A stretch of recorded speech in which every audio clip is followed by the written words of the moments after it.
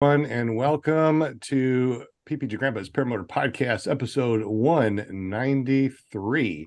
We're going to be currently streaming here to the cloud or to YouTube, and you can always find us at iflyparamotors.com. Welcome, everybody. Look at this huge group we got going on over here. We have a bunch of people in the chat. Hello to Kramer, Daniel Roosh. Hey, guess what? He's actually over here too. Butch Fly, Tony Marzano, Angela Preslick. We got, Butch Fly has been talking a lot. Hey, I've been talking a lot. We all been talking a lot. Scuba Steve, Tony Marzano, Will H, Bill H, Will Fly. Actually, I heard that Will Fly is indisposed and some gravedigger is taking his place under Will Fly here. I don't know. We'll find out here in just a moment. We got Munchkin in the house. Kramer, again, 555. We got a whole bunch of people, and John Wayne is presenting himself to this amazing chat again. He also helps us out over here. He is a sponsor, so shout out to you, Mr. John Wayne. Welcome, everybody. This is Sean Symons, PPG Grandpa, over at PPG Grandpa's Paramotor Podcast, episode 193, season 4, going to be season 5 here in a couple months. Unbelievable. We got the incredible Larry Shumard. Dude, you have been flying for such a long time, and one of the cool things that we're going to be talking about in just a moment, don't go nowhere, is you actually flew over the space shuttle. Don't say nothing. Don't say nothing. We're going to talk about this in just a little bit. We're going to say hello to our very own Supergirl. She flew in today. Don't forget to unmute yourself, Supergirl, so you can tell us some really cool stuff about your flight. Sorry. Yeah, I did. I flew in. Welcome, chatters. Welcome, viewers. It's a Monday night, and it's pre-Halloween night. So we all decided to, I said, y'all got to dress up tonight. So I flew in at the last minute in my Supergirl, because I'm Supergirl tonight. And look, my phone's already going off. Oh, sure, it's Supergirl. But welcome, everybody. Sit back, enjoy the show. Thank you, chatters, for joining us. I love you bunches and my viewers. And yeah, that's all I have to say for right now, because we got a big show tonight with Larry here. So y'all are going to love it. All I can say is yeehaw! We also got our very own Butch Fly, or maybe he's just doing the peace thing tonight. How you doing, Mr. Butch Fly? Oh, doing great, man. Doing great. Enjoying life and loving it. I'm digging the hair, man. What, transplants or something? Yeah, no, I'm a hippie, man. So you really First time in 15 years I've had long hair. You should be really careful about that when you're flying your paramotor and get caught in that prop behind you. No doubt. Well, we're so happy that you're here, Mr. Butch Fly. We also got Scuba Steve. Whoa, it ain't Scuba Steve. Who is this? I am the PPG demon.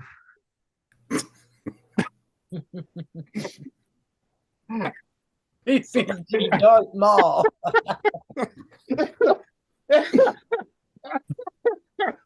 I was thinking something like a Sith Lord, but okay, we'll do the PPG demon thing. Hey, he's a ventriloquist. Notice how he said that? I am a PPG demon. I just posted a video on my first trike flight. If y'all haven't seen that, go check it out. I was flying with John French, John Hawkins, Ty Hardcastle, I think his name is, and who else? I always forget his name. Nate Gill. There you go. I finally got his name out. I forgot about Nate. Yeah, we had a great time. We need to get you back on the show for that interesting landing. It was a sketchy landing. I earned my risky biscuit hat with that thing right there. Well, if you would have hit it, you probably could have been inducted into the bad apple. So you're right there, man, right there. No, I don't want to hit it. If I hit it, I would have had to quit it. I'm just saying. Oh, man, the devil's hitting it and quitting it. All right, listen, we better move on before we get ourselves in trouble. We also got our very own Kevin Houston. What's up? Hey, you're a fellow cowboy. How are you doing, sir? Doing well. How's Howdy, everybody? partner. I mean, hardy partner. That's it. There you go.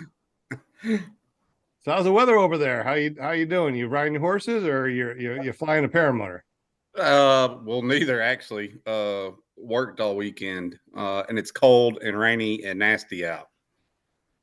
So that's no fun. No. Hard inspecting stuff in the Hey, rain. people in chat, that really is a hat. It's not a filter, just so y'all know. See? He can actually It is take a it hat. off. It looks like a filter, but it's not. Yep, it is a real hat. Man, that's really bad when your hat looks like a filter. It doesn't even look like it's connected to his head. Does he have No, it doesn't. That's hat on crazy. backwards? Tell me you don't have that hat on backwards. I think it No. looks great. That's the back. All right. If you say so, okay. All I right. was if you say born. so. I was born in a cowboy hat. I feel sorry for the That's mama. That's All right, so we're gonna run She was over. probably tickled to death. Yeah.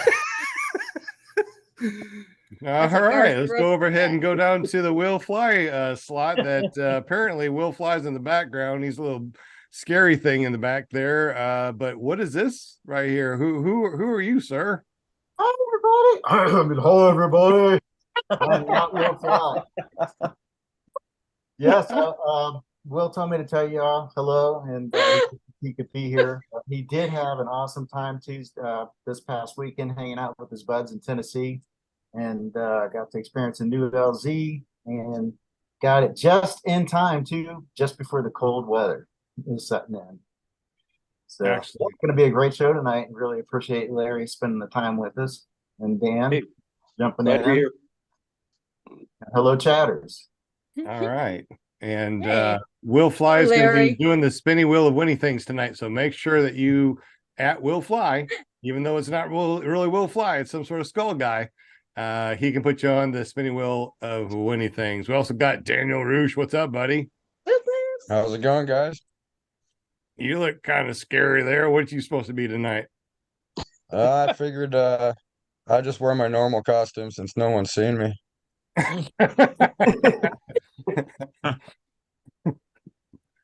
Digging the beard, man. Digging the beard. So you fly paramotors too, right, Daniel? Oh yeah, Huh? yeah. Larry was actually my instructor. Yeah, he told us about that. So we're going to definitely have to ask you a couple questions about Larry, the instructor. But welcome, everybody. Once again, it's not about us. It's not about the panel. Tonight is always only about Larry. And Larry is an amazing guy. One of the things that we're going to be talking about is that he flew over the space shuttle. We're going to talk about that later. So hold that thought. But he's been flying fixed wing. He has his private pilot's license since 87 or 88. I think it's 87. Is that what we finally decided? 87. 87. Yeah. Man, I'm still in high school. Don't tell nobody. But yeah. Okay. That's pretty awesome. And you've been a skydiver. You ran a skydiving from what, 93 to 2005. You took a hiatus, went back for some more time, been flying paramotors. Dude, this is going to be an amazing show tonight. Larry, welcome to the show, buddy. Thank you. I am ready to learn more about you. So for those of you out there that don't know Larry, tell us a little bit about yourself and how did you get into paramotoring? Well, let me tell you, I had made. I started with skydiving kind of by accident, not really, but I went to a skydiving place because I wanted to get some hours, to maybe move up the ladder, and started flying skydivers. And the first time I saw the door come open and people leave the airplane, I thought, oh man, I'm going to have to do this, So I did it twice that summer. And the next summer I owned a skydiving school.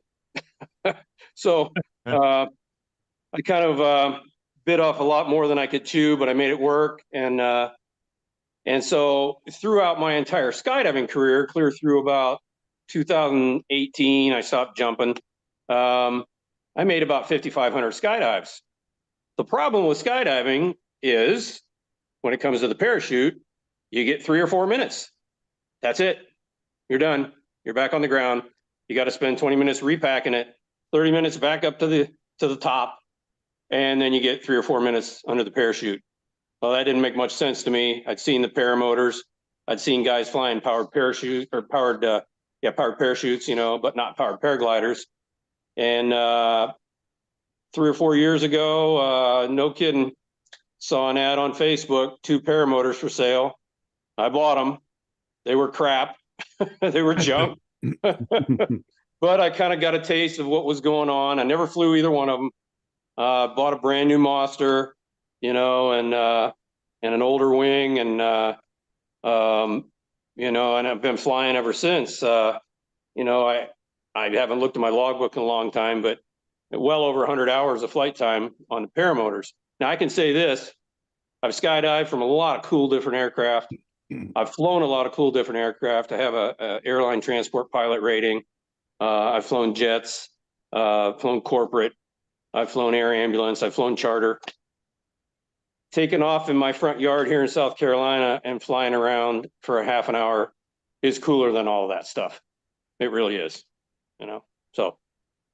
I think all paramotor pilots that fly fixed wing or other things say the same thing. Yeah. I wanted to get in the air under the parachute, under the wing, and stay up for 2 hours. Dan and I did a flight a couple summers ago. I have a trike, and we went out, flew out over the Snake River for, I don't know, a couple hours, and just up and down the Snake River and looking at stuff, and it's just spectacular. Plus, we had comms, and I'm gonna hang Dan out here. Every time I fly with him, he's got to land and pee. I don't know what his problem is, man. Just like I'm a just woman. practicing What the for when hell? I get old. I mean, it happens to all of us, but I really rag him on it, But no, it's kind of funny. But yeah, just getting up in the air and being able to spend a couple hours, I mean, yeah, the underneath a parachute after a skydive is obviously much more quiet. But yeah, there's been times when I've shut the motor down and just kind of glide around, and that's what I was talking about, electric start. Nice to hit that button and get back at it, So yeah, I of all of the flying that I've done, and I've done some really cool stuff, paramotoring is at the top, man. It really is. I know that a lot of people have a question about this, so I'm going to go ahead and ask it right now. Is there any translation from doing 5,500 flights, or I guess jumps, I guess we call them when you skydive? Jumps. Skydive. Yeah. Okay, skydive. To paramotoring. I mean, does it transfer over? I mean, is it really easy to go from skydiving to paramotoring or paragliding? No. It would seem like it would be. And me being a type A personality that I am, and pilot, mechanic background, I thought I was just going to buy a paramotor, throw it on my back, and let's go fly. Pretty simple stuff, right? That is a ridiculous idea. 5,500 skydives gave me a lot of parachute flying background, gave me a lot of aviation background and aeronautical knowledge. However, getting a wing in the air with a rig on your back has nothing to do with skydiving at all. And I ate a lot of humble pie until I got in the air, and I was 95% self-trained. But to give you the basic answer, the knowledge that you gain from flying a parachute and flying in different air and different temperatures and different places, yes, that does translate over to flying paramotors, but you still got to get that thing in the air, and that has nothing to do with skydiving. Okay, very interesting. Yeah. I got humbled badly. And you said that back in the day. So actually, when was it that you actually started doing paramotor? What year was that? 2000. 2000? 2020. 2020. Oh, Okay, I was like, that gum, man. No. So here's what happened. I went to Salton Sea, had this brand new rig. I had an old Blackhawk wing. What wing was that, Dan? You remember? That's the one you soloed on. That was the Velocity. Velocity. Okay. So I'm down there at Salton Sea, and I got this brand new rig, and everything's, I'm all hooked up, and I'm running around in the sand and not getting in the air. And some nice guy named Marty walks over, and he says, "Have you flown?" I said, "No." And he says, "You're really close. What kind of training have you had?" And I told him, essentially none, kiting. And he says, "Yeah, it looks like you can kite okay, but you're just not, you're missing like one or two little things." And within 15 minutes, I'm out cruising at 6 feet over the Salton Sea beach, So Marty's my man. He got me in the air, and he's actually stopped through Idaho and flown with me. And, I keep up with him on Facebook once in a while. But yeah, it was difficult because I had to unlearn a lot of things. I know that sounds weird, but I really did. I had a lot of knowledge in other areas that I thought applied, and it didn't really apply. So landing, not a problem. Getting off the ground, tough as hell. Well, you have a 100% chance of landing, though. Absolutely. Absolutely. I've never got stuck up there once. Not if you get stuck in a tree, but I'm just. Yeah. I'd like to say something that as far as I can relate to that. I mean, and I'm sorry, can you hear me okay with the mask on? Yeah. Okay. So it's amazing how just one little tip from somebody more knowledgeable, or just somebody who's standing on the outside watching your technique, that one little tip can make such a huge difference. Whether how you're holding your arms as you're running, or how you're holding your A's or your posture. Just one little thing could make all the difference in the world. It really did. And, I didn't know anybody at Salton Sea. I didn't know anybody. I just grab my gear, go out there and throw it out in the sand like everybody else, and run around and sweat until somebody comes over and takes pity on me and figures out how to get my dumb ass in the air.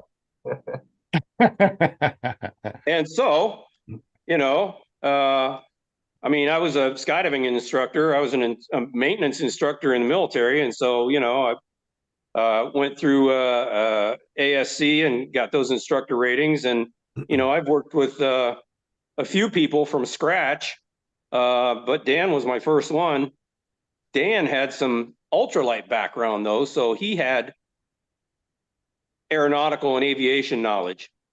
But he was fortunate in that I'd made all the dumb mistakes, well, most of them, and I was able to get him in the air fairly quickly, time-wise. He could kite really well, and he had bought some gear. And but I got to tell you that it was one of those you had to be there to believe it. I mean, the guy is kiting like a pro, and then we put the gear on his back, and he's kiting with the gear on his back with the engine off.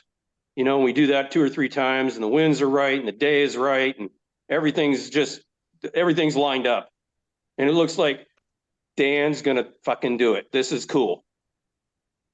And he pulls his rope. And I won't mention what type of engine it was.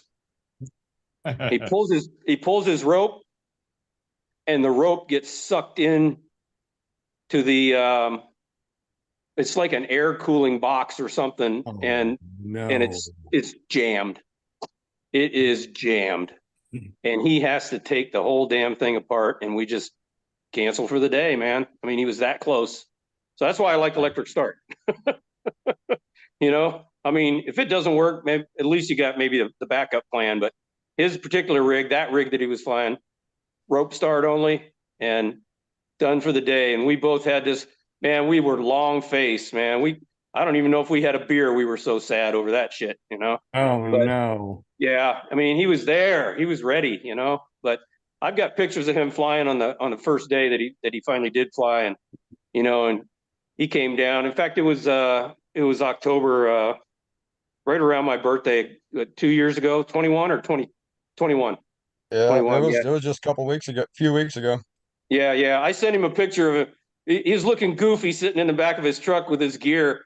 He's got this grin on that's about, half a mile wide, and but man, we had to work to get him in the air, and it was mechanical problems because he was nailing it, and but that's one of the things that I'm sure every single one of us has seen, either with themselves or with somebody else. You just get to that point where it looks like I'm going to just go and fly today, and oh man, one stupid little thing, and everybody else goes flying, and you sit there and watch. Been there, done that. You haven't flown a trike yet, have you, Larry? Yeah, I've got about 25 trike flights. Nice.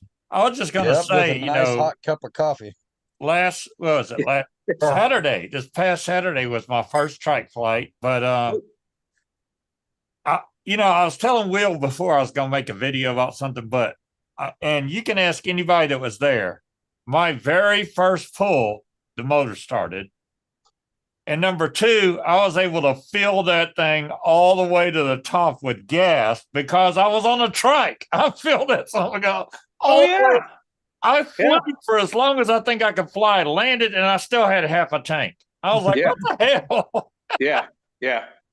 Well, I've flown the trike a fair amount. It's an older, it's an older model with a flat top on it, and but I put a coffee mug holder in it, and I take a thermos, and I got some hot coffee, and I got the cell phone, and I used to work 7 days on, 7 days off, and so when I go flying the trike on my 7 days off, I call people in the morning, hey, what are you doing? You at work? Yeah, I'm out here over the Snake River having coffee at 1,000 feet. There you go. just to piss my friends off. Nice guy, huh? That's awesome.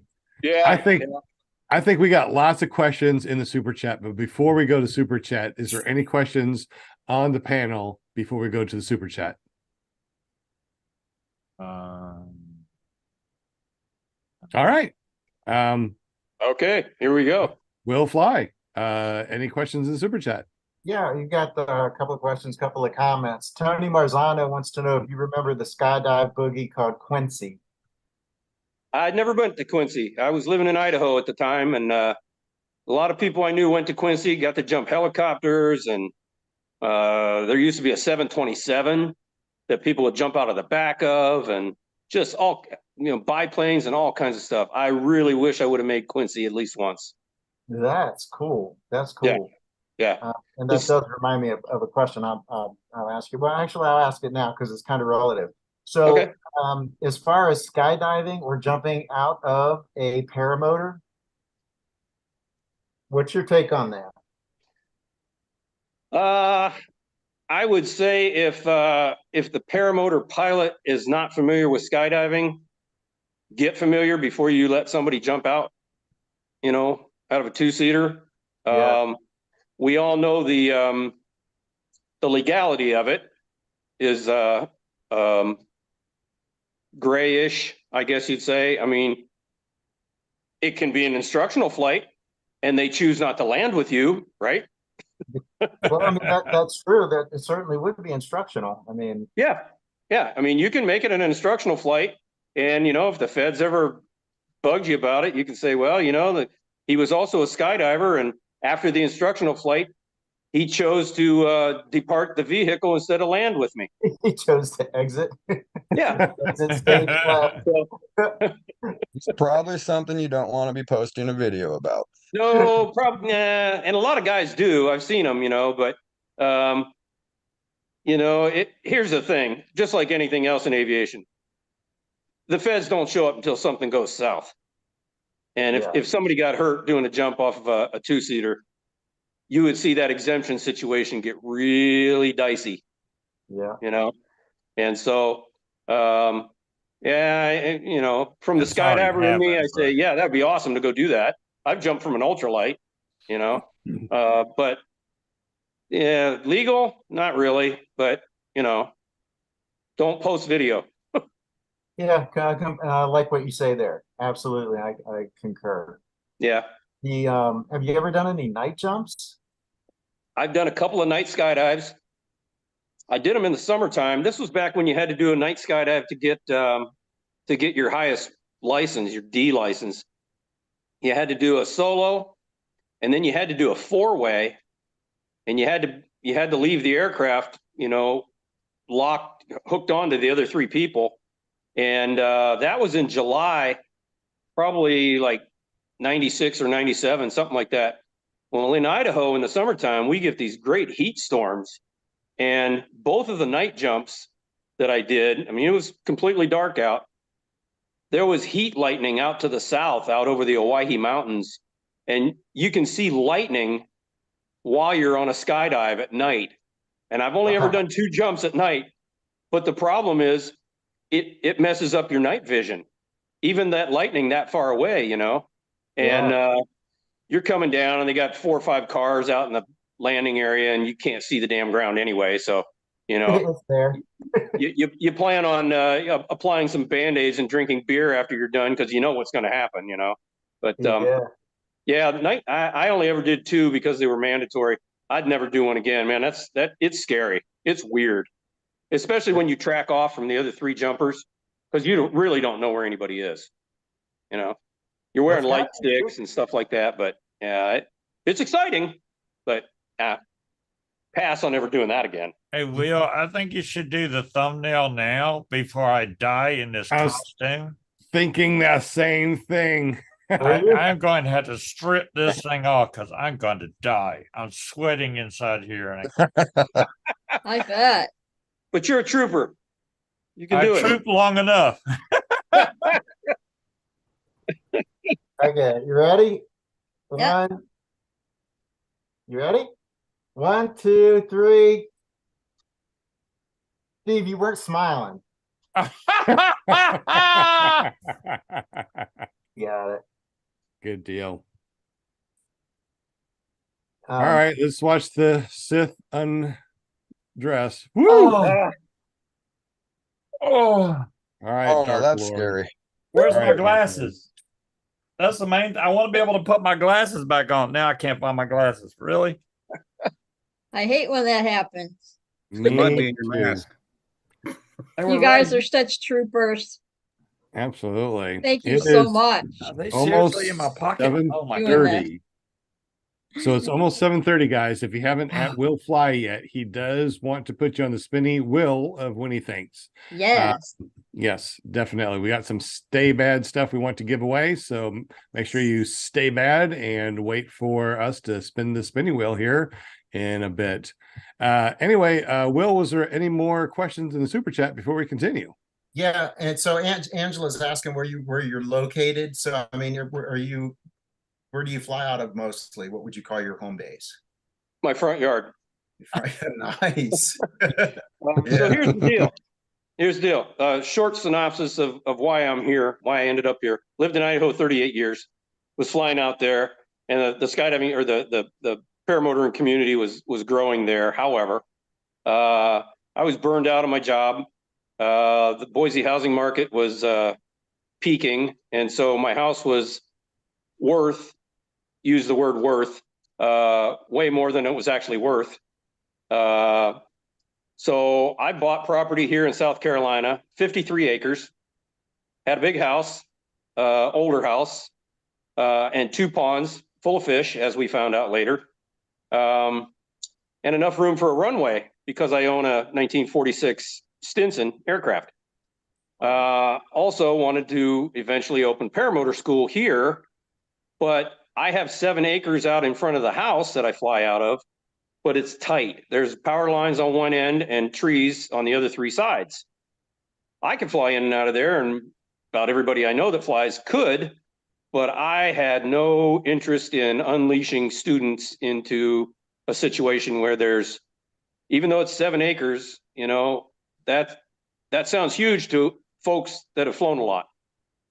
But you take that student that's out there on their first flight, and I've seen skydiving students do some things that just defy complete logic, and I'm sure paramotor students have that same capability. So I just had 10 acres of timber taken down.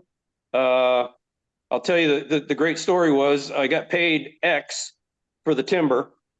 I call a guy to take all the stumps out, and it's like 12 or 1,500 stumps.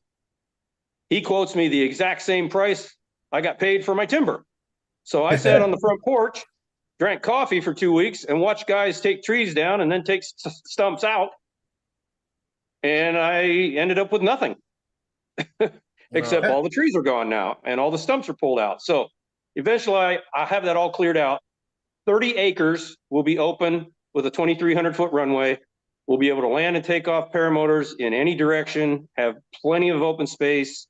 The scenery down here is, it's not like the Salton Sea, and it's not like Idaho, and it's not like moonshiners or something like that. It's flat. There's swamps and trees, and that's about it. But we can fly about 330 days a year here, 340 days a year. So I just walk right out the front door, throw my stuff out about 50 feet from the house, and take off.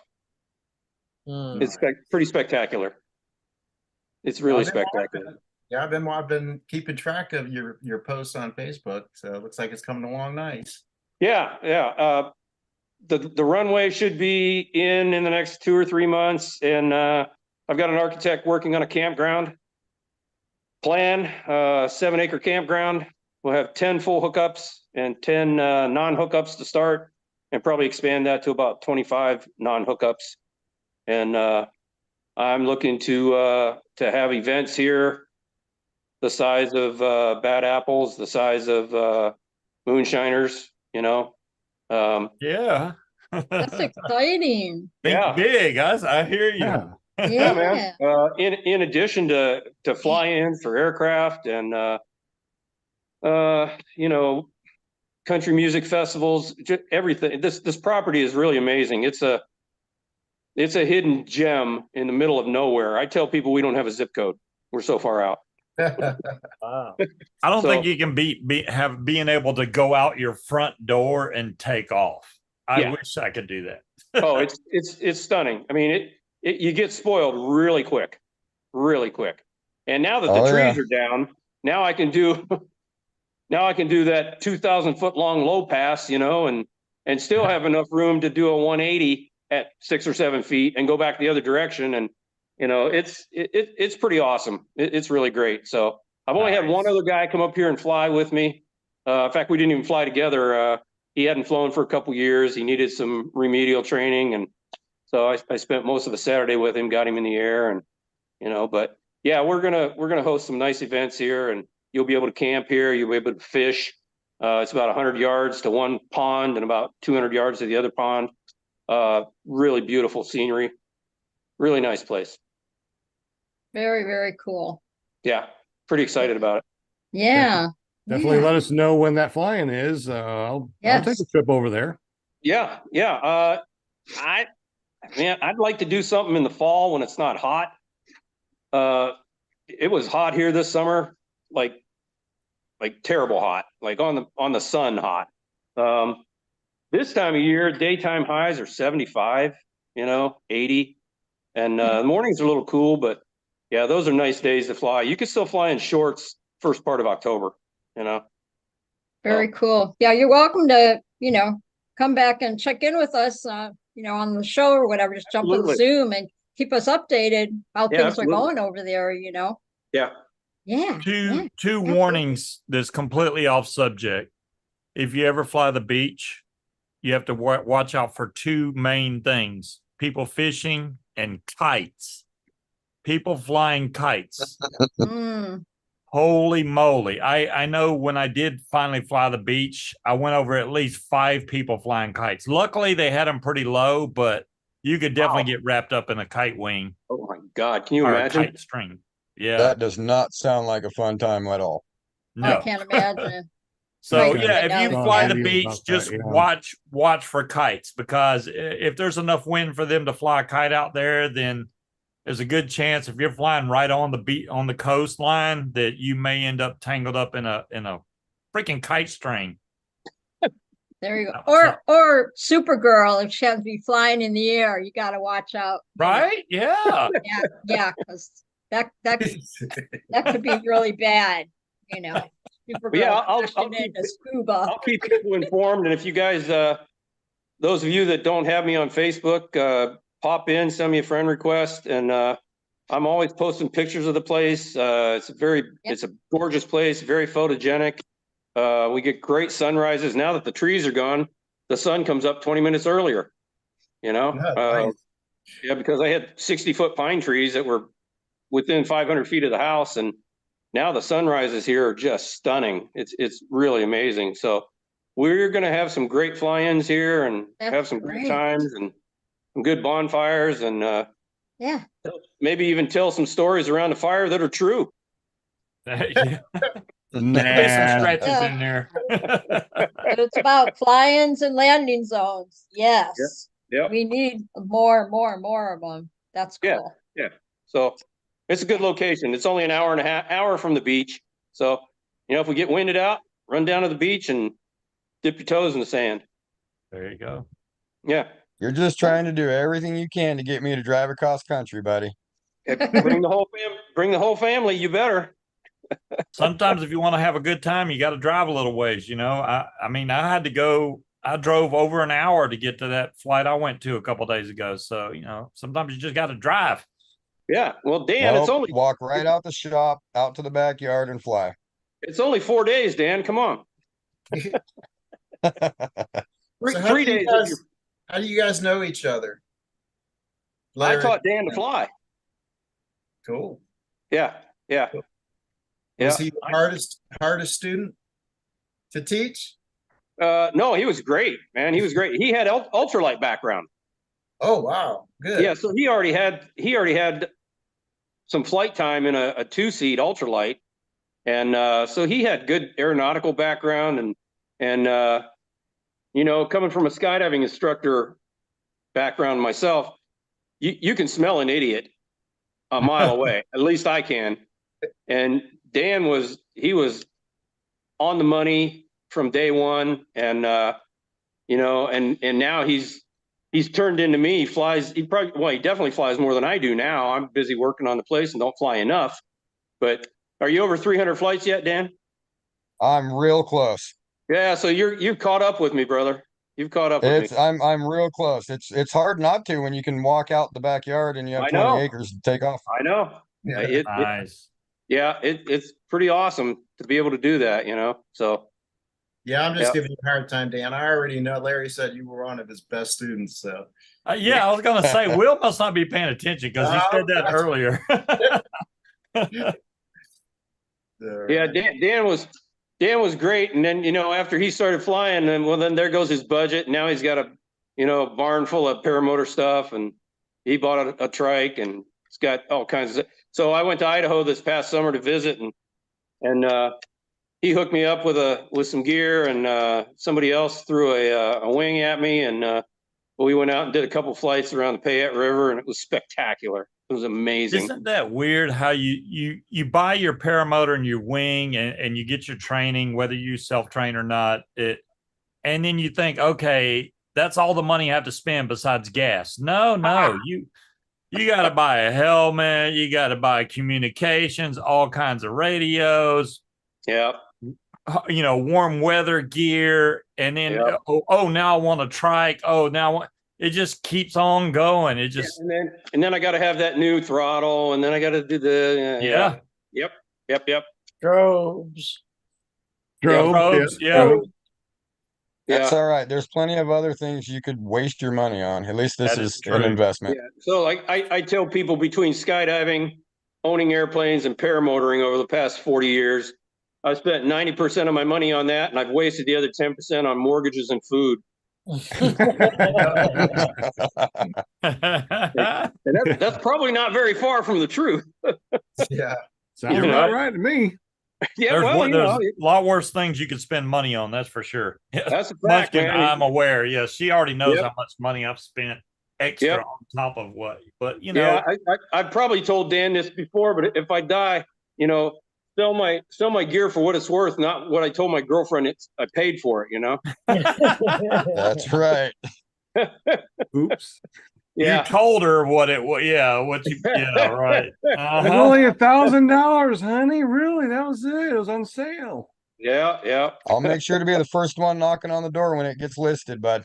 Yeah. He and I have snaked each other on a couple deals. But that's okay. I love Dan. He's awesome. He's awesome. He's going to bring his butt to South Carolina sooner or later. Yep, next season for sure, buddy. Got to do it, man. Got to do it. Yep. We'll love it. We'll get you some of that southern food down here. Oh my God. They got great food down here. Be careful. I don't know. If it keeps getting as cold as it is right now, I might come down sooner than later. That's okay. I've thought about doing like a February get together, like they do down at Salton, for folks on this side of the Mississippi, because the weather's not bad here. Is cold. It's cold. I'm not trying to fly in February. Well, down here, we got days in the 50s and 60s in February. Oh, that's fine. Yeah, I could do that. If it's above 50, no problem. Yeah. Once it starts getting below 50, then I'm like, I don't know. Well, with some good cold weather gear, in the 40s is not bad. No. Yeah. But I've done one at 36 or 37. And I really wanted to fly. Well, I did you don't stay in the air very long. No, I did like 16 minutes. That's the whole thing. You're like, oh, my hands, I can't even hardly. I'm landing. You know what? This was in Idaho, man. Electric gloves, electric vest. I had heated soles for my boots. Heated soles. I didn't even think about that. I always think about heated socks. No, heated socks suck. Heated soles. They do. Heated soles. Yep. Heated soles and a battery pack. I have to look that up because that's the one thing I'm missing is feet. I got hands and jacket that are heated. Yeah, look it up. Heated soles, man. They work great. They work great. Yeah, they work phenomenal for flying. Sean's writing it down. Heated soles. Yes, I am. I'm writing it down. You might even be able to go 20 minutes with heated soles. Good job, Sean. I usually don't have any problems with my feet, though. Okay. It's my hands that get cold. Once my hands get cold, I'm done. But I have no problem with the rest of my body being cold. When my hands are cold, I'm done. Yeah, I've been flying in the 20s, and that was like a 16-minute flight. Also, that's just that's no fun. Yeah, even when you gain a little bit of weight over the wintertime, like I've been doing. Oh yeah. This is not a filter. I am getting a tad bit on the fat side, but hey, it's wintertime. I want to go fly. Yeah. You've been cooking on that damn pit ball, so that's why you're gaining weight. Yes, it is. Yep. I'm like, look at Sean posting all these pictures of the meat he's buying, and I know it's going on the pit balls. You just want to use your new toy, so you're gaining a lot of weight because you're cooking all that food on the pit balls. Oh man, I'm loving every second of it. But my little Adam 80 hates me now, though. But whatever, right?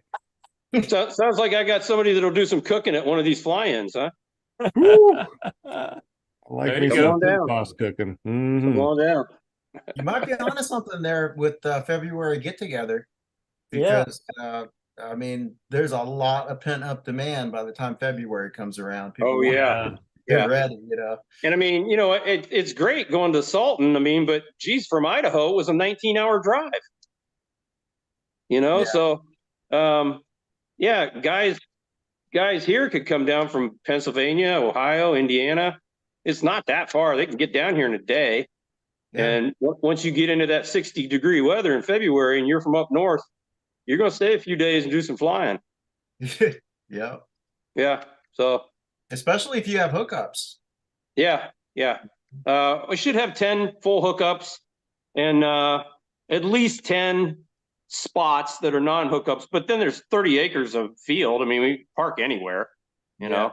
I've got enough room to put 200 airplanes on the ground here. I can certainly fit 200 campers and trailers and whatever, so, but bring some food and things of that nature and any parts you need, because there's nothing near here. The closest pizza is 14 miles. Okay. How about Walmart? 30. Wow, really? Yeah. Pit boss. Lowe's is 52 miles. 52 miles. How about you are in the middle of nowhere. Yeah, well, I am in the middle of nowhere. Yep. We're hoping to get AM radio next year. AM radio, and then satellite the following year. Maybe. Maybe. Like, I know Something this in guy the named sunlight, Elon huh? might have something for you. Yeah, we are in the middle of nowhere. There's nothing out here, man. The That's county I awesome. live in has 9,200 people. The Wow. whole county. One grocery store for the whole county. No kidding. Wow. Yep. 4,000 square miles, one grocery store. Damn. Where's the nearest gas station that has ethanol free for those that Now that's cool. will not fly without it? 4 miles. Oh, yeah. Yep. That's what I use in my airplane. So it's less than a mile from the airport. So pretty cool. That's Yeah. been my experience too. It seems like you out in the country, you don't have any trouble finding ethanol-free fuel No. because I guess farmers use it for a lot of Yeah, things. it's not bad. And they also sell off-road diesel, which is 30 or 40 cents a gallon cheaper to run in the tractor. Or your truck. Yeah, I don't have a diesel truck, but yeah, you get caught doing that. Mhm. No bueno. Don't You know? get caught. Don't get caught. No, don't get caught. So, yeah, we got non-ethanol, and right now here it's about 4.20 a gallon, which not horrible. We're doing good on regular gas too. Some places are 2.85. So Yeah, I think we got gas for what, 270 a gallon over that Circle K in Ward. oh, that's not bad. Yeah. Yeah, that's not bad at all. It's still high in Idaho, I'm sure. Yeah. Any other questions in not the too super bad. chat, Mr. Will or Scuba Steve? You want to take it, Steve? Uh, Ask me anything. All right. wasn't Well, okay. ready. So here, this is Tony wants to know, and I bet you I know the answer to this, but he wants to know who parties better, skydivers, PG pilots. Skydivers. Yeah, that's what I would Skydivers. have thought. They're drunken pigs. But I didn't mean that. I didn't mean that. Yeah. I've seen some things at skydiving parties and DZs that would put a normal person into therapy. I mean, I've seen some weird things. Wow. No, it seems like paramotor folks are well, I mean, there's an age difference though too, I mean, I was up at Moonshiners this summer. I guarantee the average age is 50. Yeah. It's got to be. Think about it. Dan's an exception, and he's 40. Are you 40 yet, Dan? Oh yeah, I turned 40 this year. Yeah. Oh, that's right. Yeah. yeah. So I haven't met a lot of younger guys, in the paramotoring. Look around at the next paramotor meet you're at. There's guys 45 to 55. Pretty much. Yeah. 55. Yep. And older. The average age at Blackhawk at their school was 55. The average age of the student. Oh yeah, I hate to say it, but the cost of living and the cost of everything has to prohibit the younger generation that's just trying to survive to be able to get into this sport. That's right. 5 years ago, Harley Davidson said the average age of a Harley buyer, a brand new Harley, was 51. And when was a that? guy 22-year-old guy can't afford to buy a brand new Harley.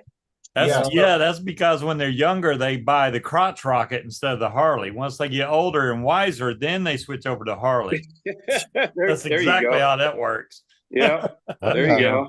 Yeah, well, you'll buy the Harley for a little while until you end up getting somebody pregnant, and then you got to buy diapers instead of the Harley, and then you got to sell the Harley to buy the diapers. Yeah, there you go. There's always a way to do both. Trust me. You can marry a paramotor instructor, I guess. I don't know. That's funny. So I guess that's a good segue into since you talked about fly-ins. Are you planning on going to any fly-ins this next year coming up? I have been here since April of 22, and I couldn't make bad apples. I was still unpacking crap last year for bad apples.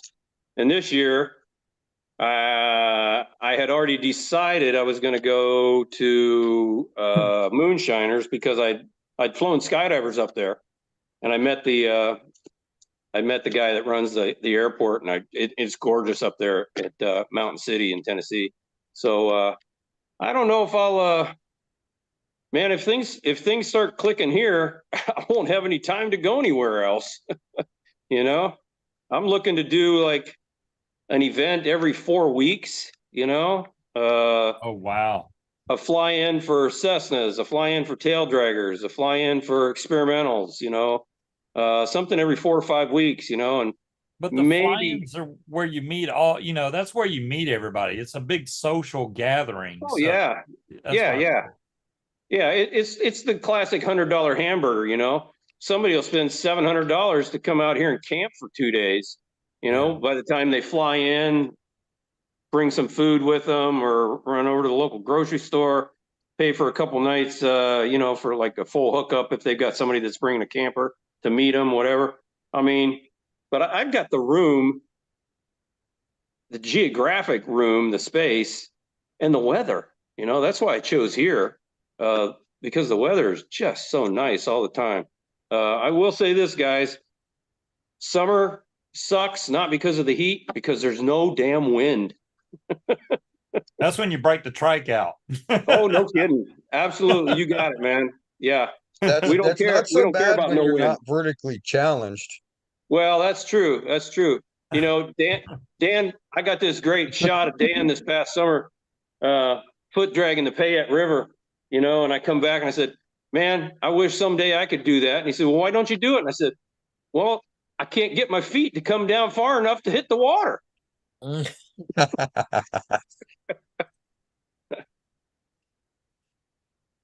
So Yeah, we Steve got Kennedy started beautiful when he place was here, and I think 55. we're gonna have some great fly-ins. Awesome. I think Wow. Supergirl flew away for a little while. She'll be back. I guess so. And it's almost 8 o'clock. So whenever Supergirl gets back, we need to say hi to everybody in the chat. Until she gets back, I guess the question would be from Tony Marzano, will you be able to skydive at your LZ? Yes, actually, I've been flying at Skydive Carolina part-time, and I've got verbal confirmation that we can probably get a caravan down here for a weekend boogie at some point in time. I don't suppose As you long get as very you're not many flying it. TFRs in Idaho, right? You don't have any TFRs. No. I wouldn't think so. No, yeah, the down president's here, going to be going to Idaho, and we need to put a TFR. That just doesn't happen. Maybe there's a potato shortage or something. Yeah. Now down here, the closest airport is 3 miles. That's where I keep my airplane for now until I get a hangar built. But yeah, I could accommodate 100, 150, 200 skydivers here for a 2 or 3 day weekend. Wow. And I plan on doing that once a year also. Nice. I ran a drop zone for 12 years. I tell people I made about $1 a year. You know, sometimes it's just not that profitable, but I love hosting. I hosted 35, 36 events over the 12 years that I was there. I love hosting these events. I love seeing the skydivers come in and have a great time. And, you know, they can whoop and holler here all night if they want to. And we got plenty of room for landing, you know, novices, experienced people that want to swoop their canopies, whatever. So, yeah, we're going to try and do an annual skydiving event also. So I think that'll be exciting. I thought you were in Idaho. Are you in Idaho or are you in South Carolina? South Carolina. Oh, well, hell, I'm sitting here talking about Idaho. I'm just way off. Never mind. That's okay. That's okay. No, I spent 38 years out there, but I'm here now. I'm just all about Idaho, and you're like, I don't know what the hell he's talking about. But that's okay. That's okay. That's okay. You don't want to come here right now. It's too cold. Yeah, and that's why I left, man. I was just burned out on the cold, and you know, I was working 7 days on, 7 days off, and on my 7 off days, it's too cold to go do anything, including flying. You know, I never got into snowmobiles like Dan does, you know, I was looking for some place where it wasn't cold 5 months of the year. So when it's cold here, it's 50, you know, so that's not bad. No, I think our mean temperature for winter is about 50 degrees also. I mean, it gets colder, it gets warmer, but yeah, I think our mean temperature is about 50 also. Yeah, that's not bad. Hey, as long as you're not fighting frost and snow, put a sweatshirt on. You're okay. Ain't It's all that good. We're How looking was- into the 20s next week. How was So- Hawaii there, Supergirl? Oh, hello. Welcome back from Hawaii. Yeah, you quick flight. Yes, yes, Okay. Yes. yes. Yeah, that's what I had to take off for a minute. I had a little emergency, you know, and yeah, thanks for checking on me. No problem. So fun, so fun. Yeah, I'm gonna have fun tomorrow. Stuff's gonna be cold. Paul wants to know what type of jump plane you had, Larry. I had a Cessna 182, Oh, okay. which is kind of the standard for small skydiving centers.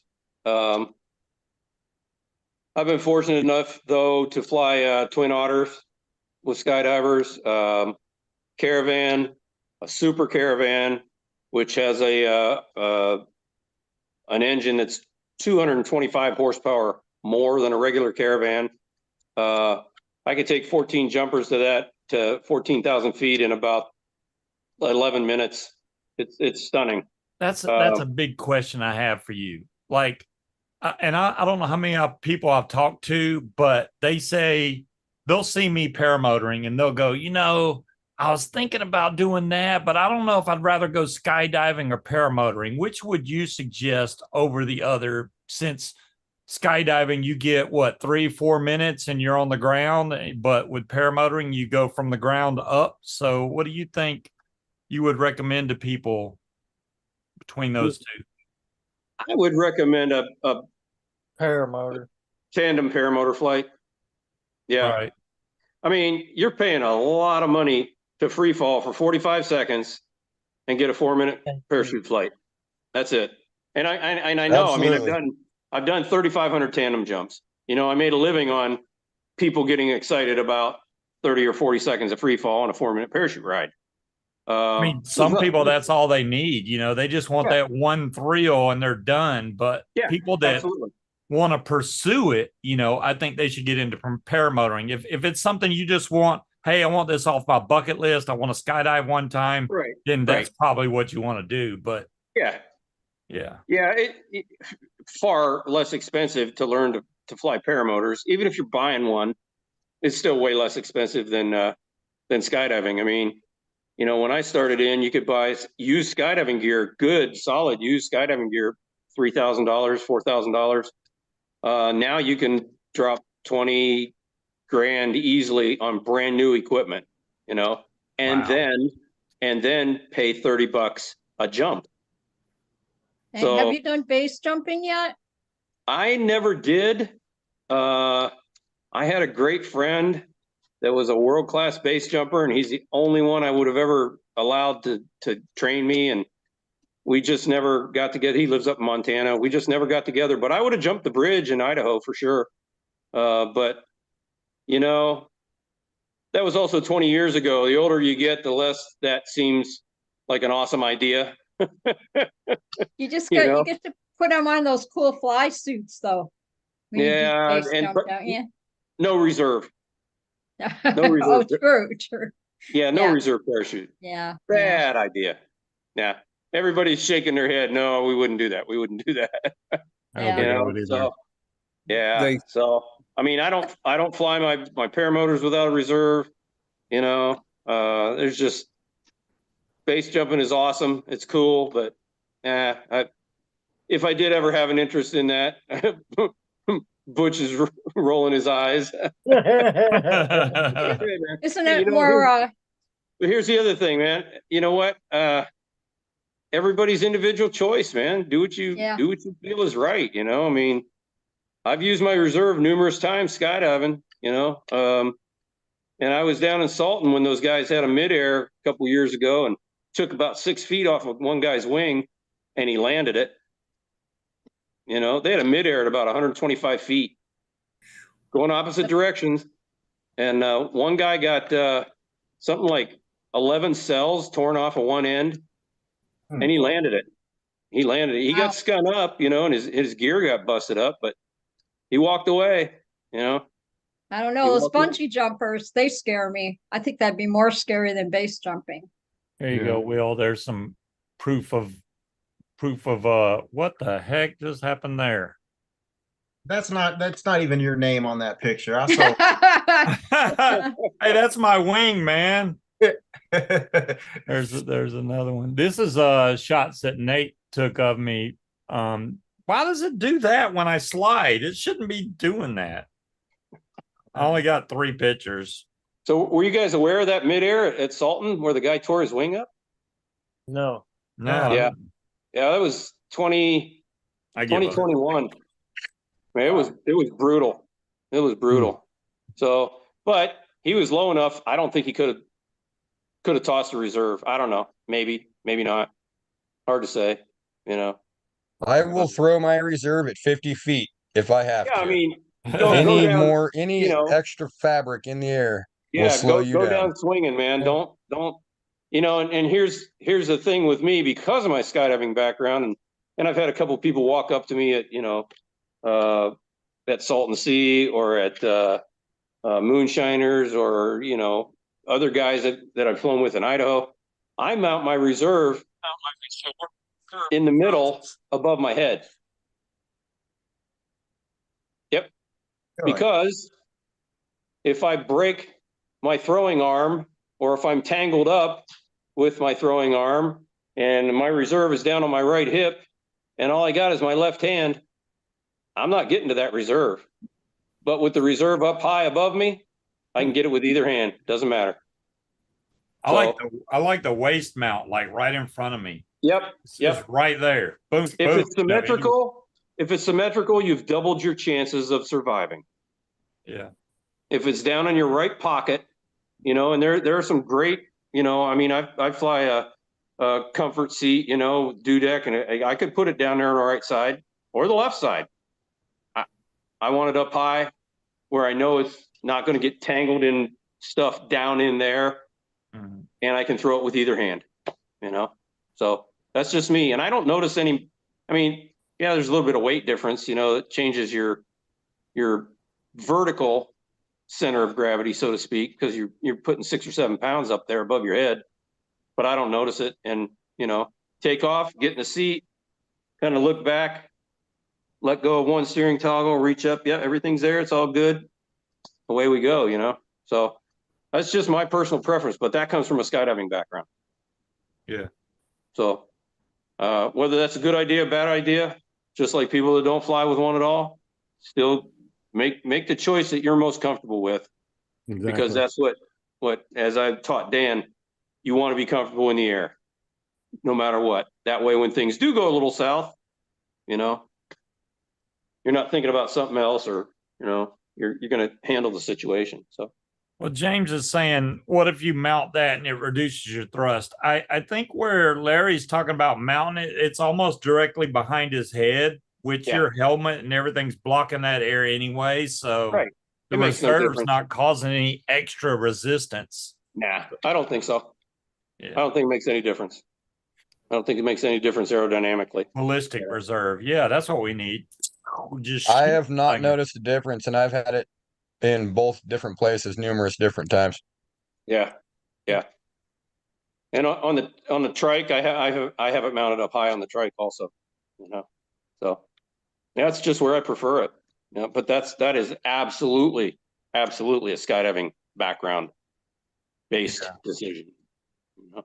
Like what you said about the, you know, you'd reach back and you'd actually touch the handle of the reserve, basically. So so on every flight, I make it a point to reach down, touch my knee, then touch the pull handle of my reserve. Just, you know, because I'm upside down or all whacked out and I don't know what way's up or whatever. I always know my knee better be in front of me still. Yeah. And so just to kind of get that memory muscle. Yep. But that's a good point about the. Well, you mentioned the muscle memory. It's funny when I started flying paramotors. I'd done 5,500 skydives. The first time I put it on, I got everything all buckled down, everything.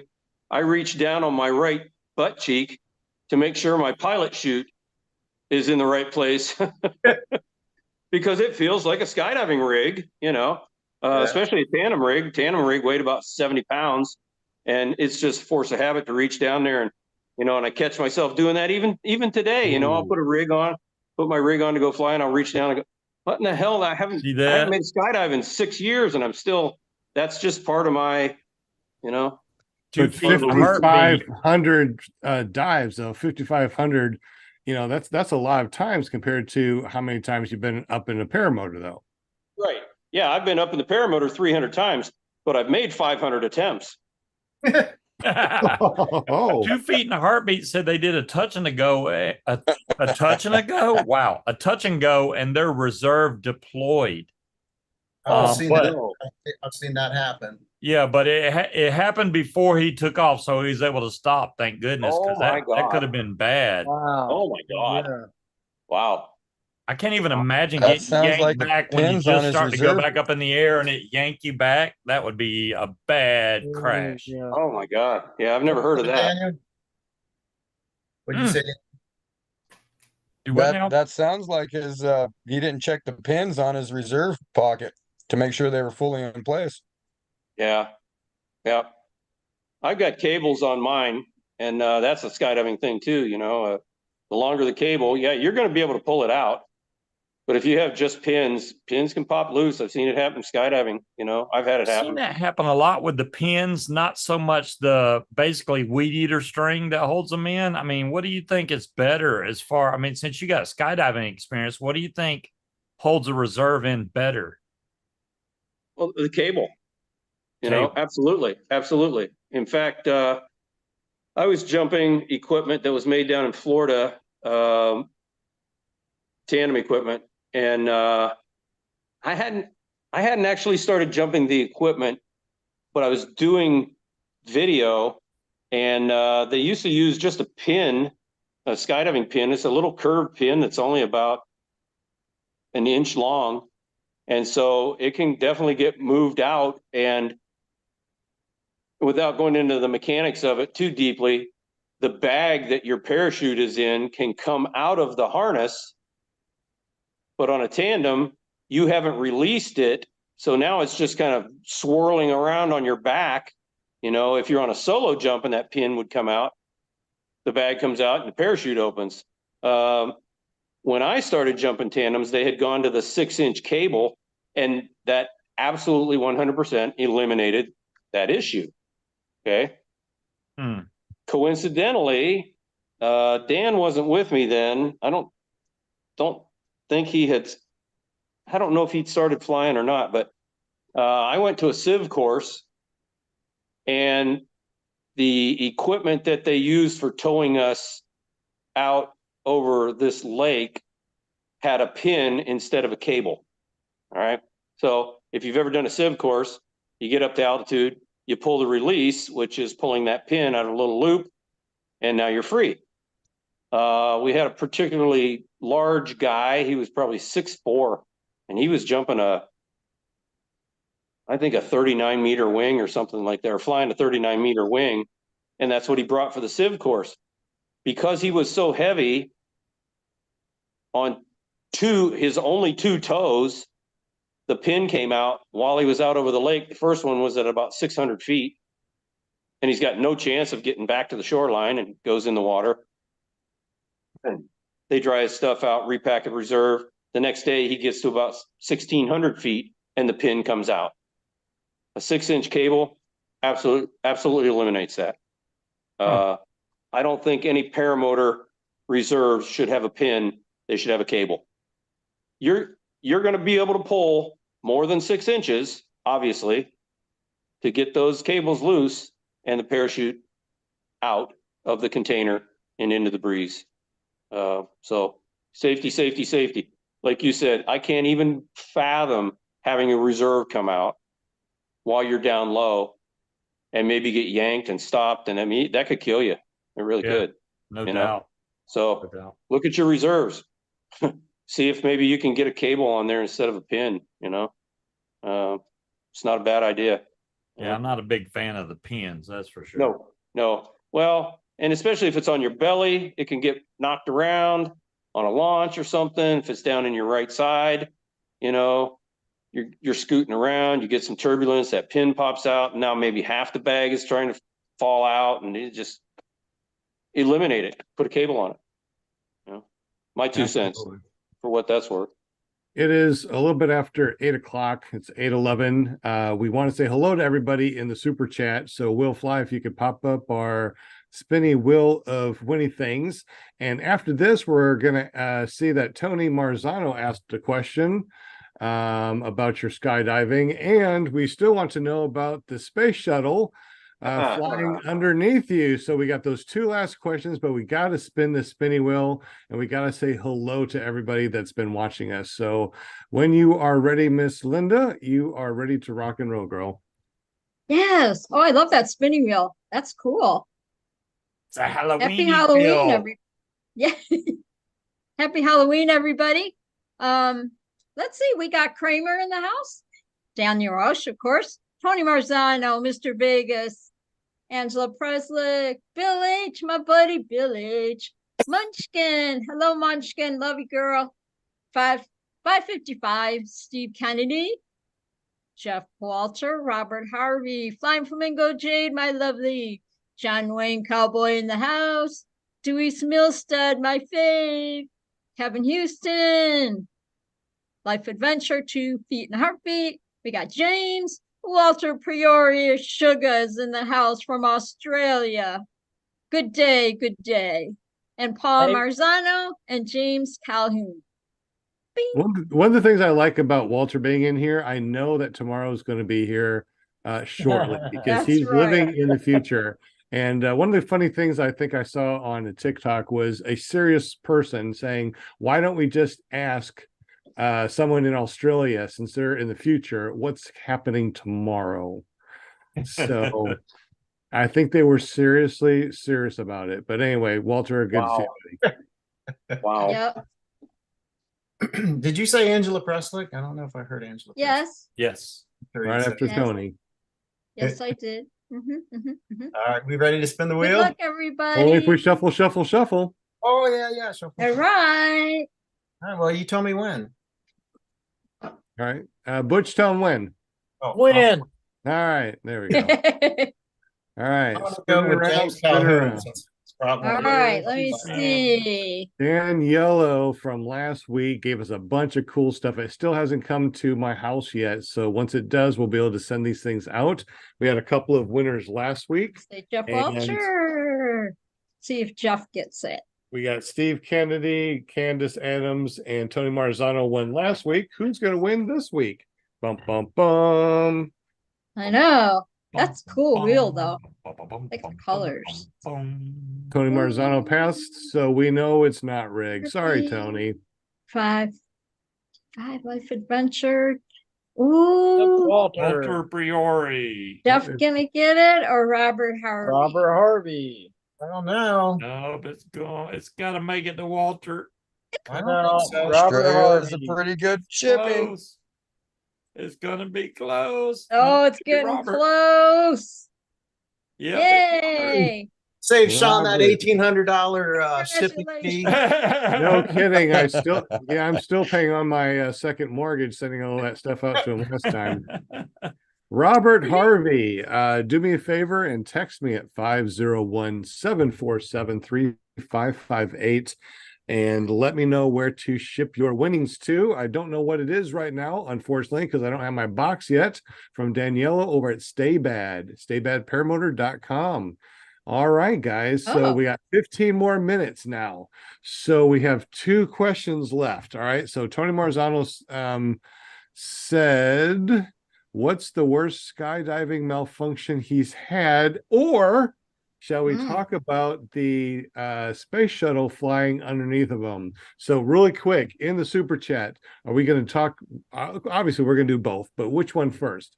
Skydiving malfunction or space shuttle? We'll give you 30 seconds to put some stuff in the super chat. Let me know what you want to talk about.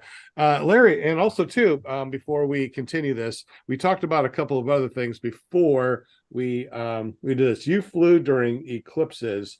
Your go-to paramotor is a Monster 185 My 20 dual start with an epic 27-meter. You've flown in the desert. You flew over 10,000 feet MSL. Over at the Salton Sea, you did a canyon flight. So many cool things. I don't think we're going to have time to talk about all these, man. But I guess talk to us real quick because, next year we're going to have the eclipse.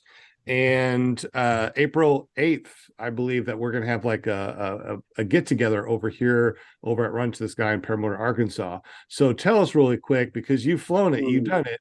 What is it like to fly during a solar eclipse? Ooh. Well, I flew my airplane during the solar eclipse a few years ago in Idaho, and I was in that band of totality or path of totality or whatever they call it.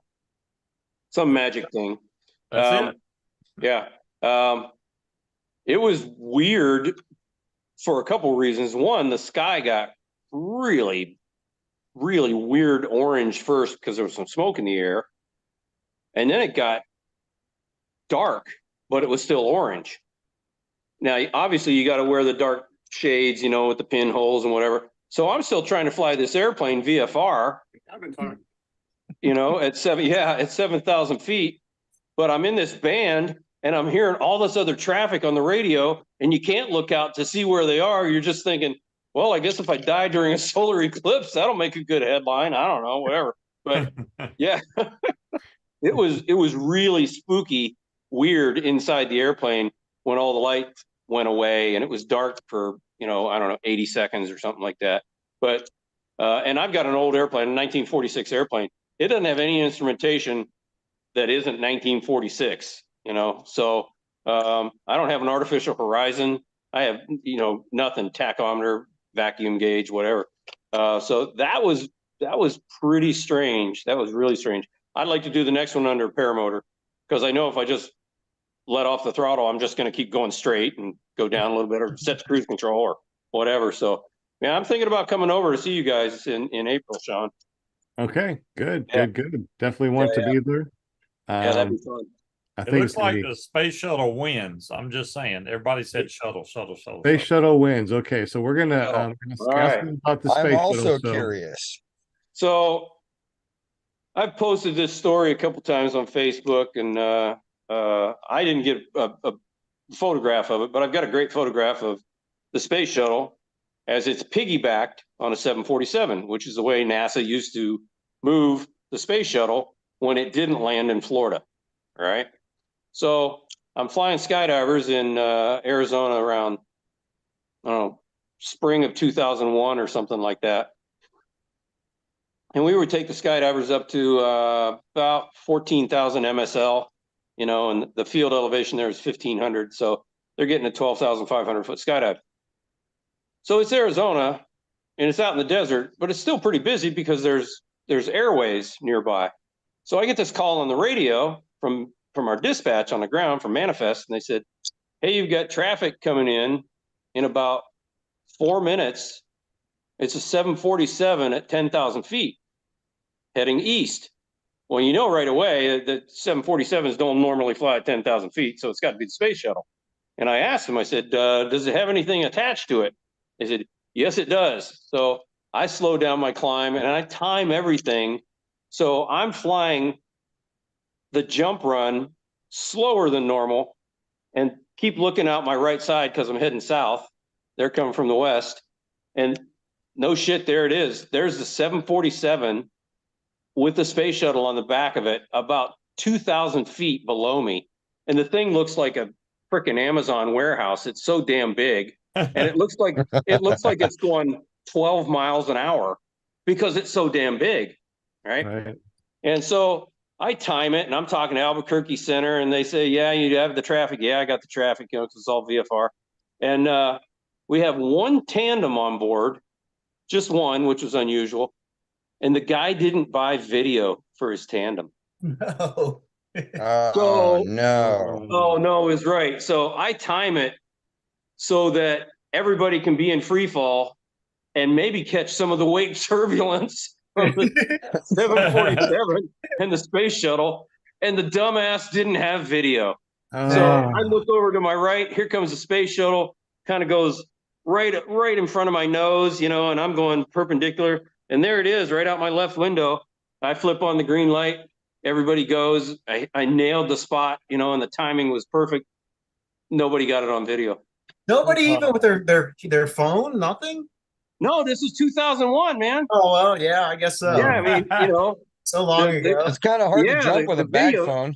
They have their old video Nokia, camera. their Nokia Big old- cell phone. Yeah, Damn, yeah, I don't got a 51, video. Yeah. Yeah, Big old VHS handy cam. yeah, exactly. So the first video camera that I jumped, the battery is bigger than a GoPro and weighs more than a GoPro. Yeah.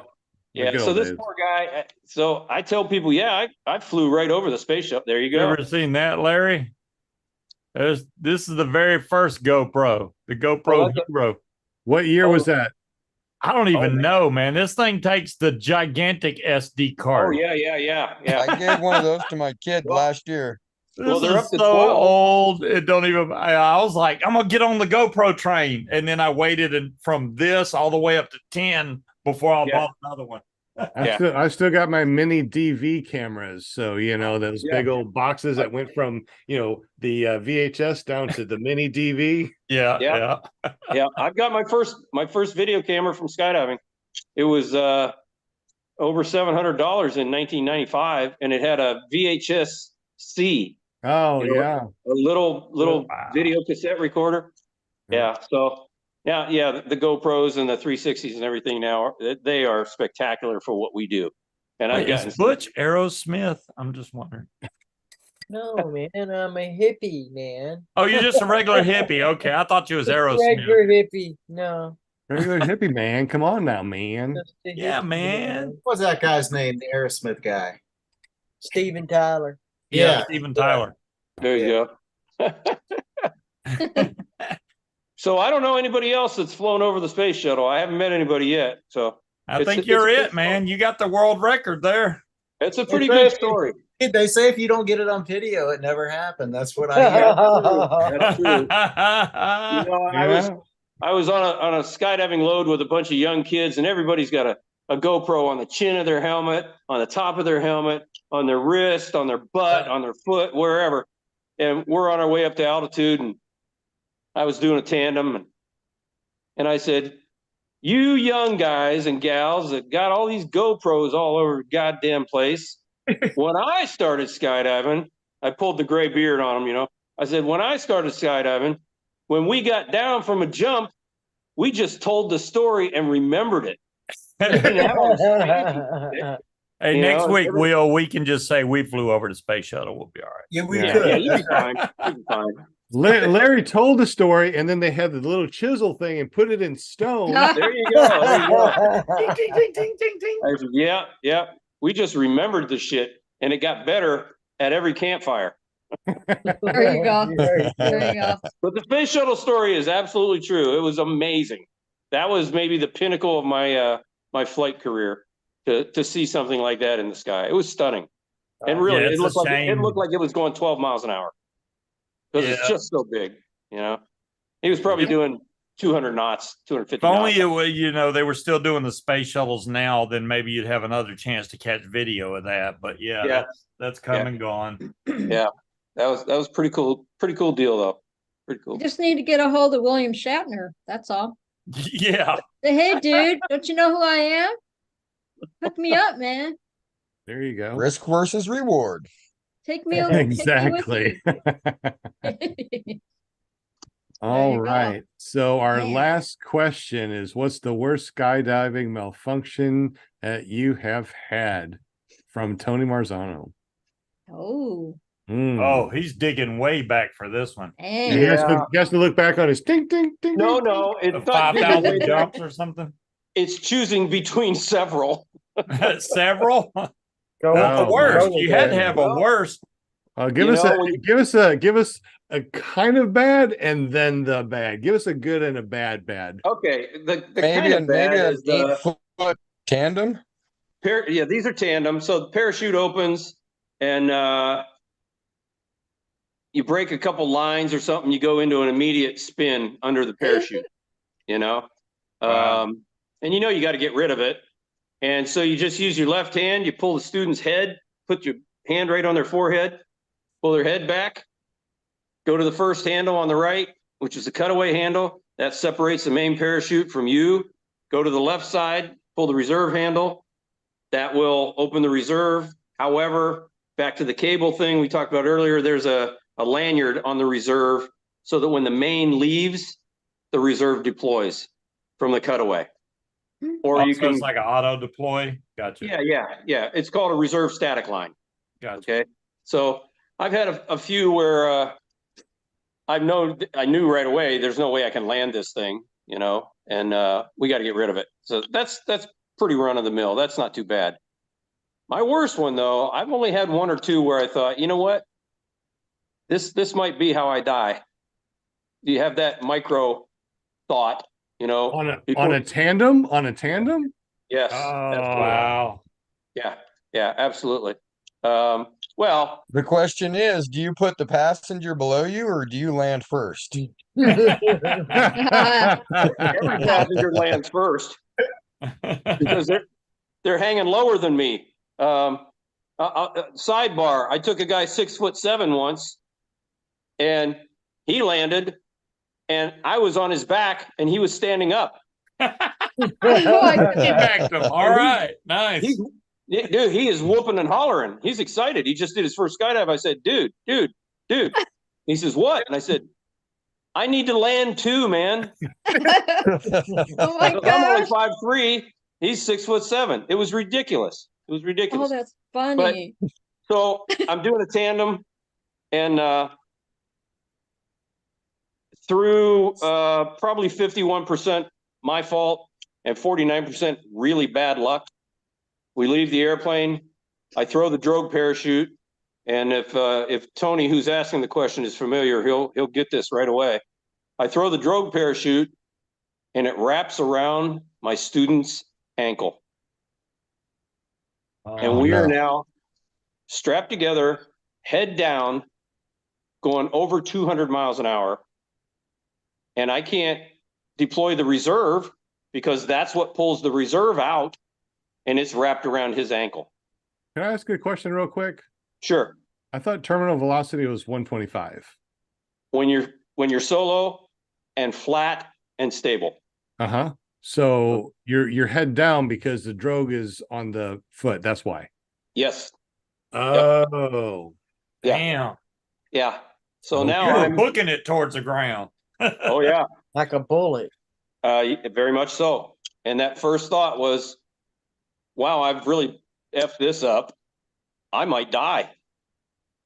And the only option is go to the reserve parachute at over 200 miles an hour. And just hope those lines Just are chop good. his leg off real quick so the drone can go out.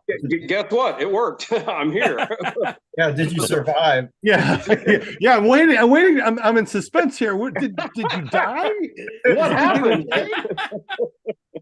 Well, I hate to steal the show, but I lived. So but the poor guy, it was wrapped around his ankle so badly, and it's still inflated, even though we're flying under the reserve parachute. He's got his right heel almost up on his butt, and he is making a lot of noise about how painful this is. Sure. And we managed to come in, and he's in front of me, and I've had a couple of instances where I've had to shield the passenger from injury on a tandem reserve landing, or I've had somebody pass out on me, so I have to shield them when we land because they're just literally dead weight. But we got on the ground, and he didn't have any real injury, just sore. And, that was, if all of my other reserves were 6s, that was a 10. That was bad. That Did was you let him really go up bad. again for free? Did he go up again? No. If hey, you paid to come down under a parachute. Yeah, you just didn't say which one, right? Yeah. So yeah, it was. And we didn't get a lot of free fall out of it. We got enough to go over 200 miles an hour, and that was pretty spooky, because it either works or there is no other option, and getting slammed home from 200 miles an hour under an open parachute, that'll leave a mark or two. Oh, So, yeah. yeah. So it's pretty much easy to say that guy's probably not a paramotor pilot right now. No, or a skydiver. No, he was a younger guy. I mean, if it had been somebody older, it probably would have broken their leg or broken their ankle or dislocated something. But that was one of those ones where you get on the ground and you think, do I really need to do any more of these today? So I took an hour break, grabbed another rig, went back up. You got to do it. I mean, Wow. how many of us have botched 2 or 3 launches and then got in the air? Yeah. You got to do it. You got to do A it. lot of people that come up and ask about the sport, it's almost like you can either have a really long conversation with them or immediately cut to the price. And then if they're serious or not. If you go, hey, you're going to spend about 13 grand to get you a paramotor and a wing and training, that usually stops it right there. Yep. Absolutely. If you go on about, well, you really need to get training so you know which kind of equipment. If you do all that, you're going to be talking for 30 minutes before you get to the point to where you tell them how much it is and they go, oh, never mind. So might as well get the price thing out of the way. Yep. And then if they're still interested, then I go into the rest of the story, because otherwise you're just breathing hot air to them. Because Got some good financing for you. There you go. We can you're right. But you could finance it. You could pay this thing off before you die. For less than a cup of coffee a day, we can get you in the air with a paramotor and a wing. There you go. Yeah, you hit the nail on the head with that. Same way with skydiving. I always wanted to be a skydiver. I've heard that a gazillion times. I go, well, just a tip 13. Just saying. There we go. Yeah, nothing's cheap. Now, the first I've been flying so long. First airplane I bought, beautiful airplane, was only $7,500. Wow. But it was 30 years ago. Yeah. So it's all relative. Did you at least get him a clean pair of draws? Yeah. Here's the one thing I can leave you all with, and it pertains to every aspect of aviation, whether it's ballooning, ultralights. Dan can back me up on this. Paramotoring, skydiving. It will never be as cheap as it was yesterday. No.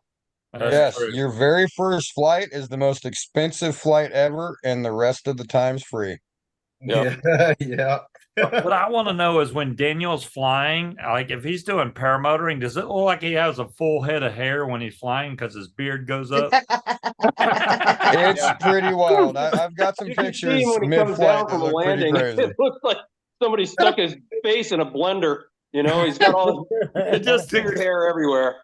As long as it won't go back into the prop, you're good, man. Yeah. That's his reserve, man.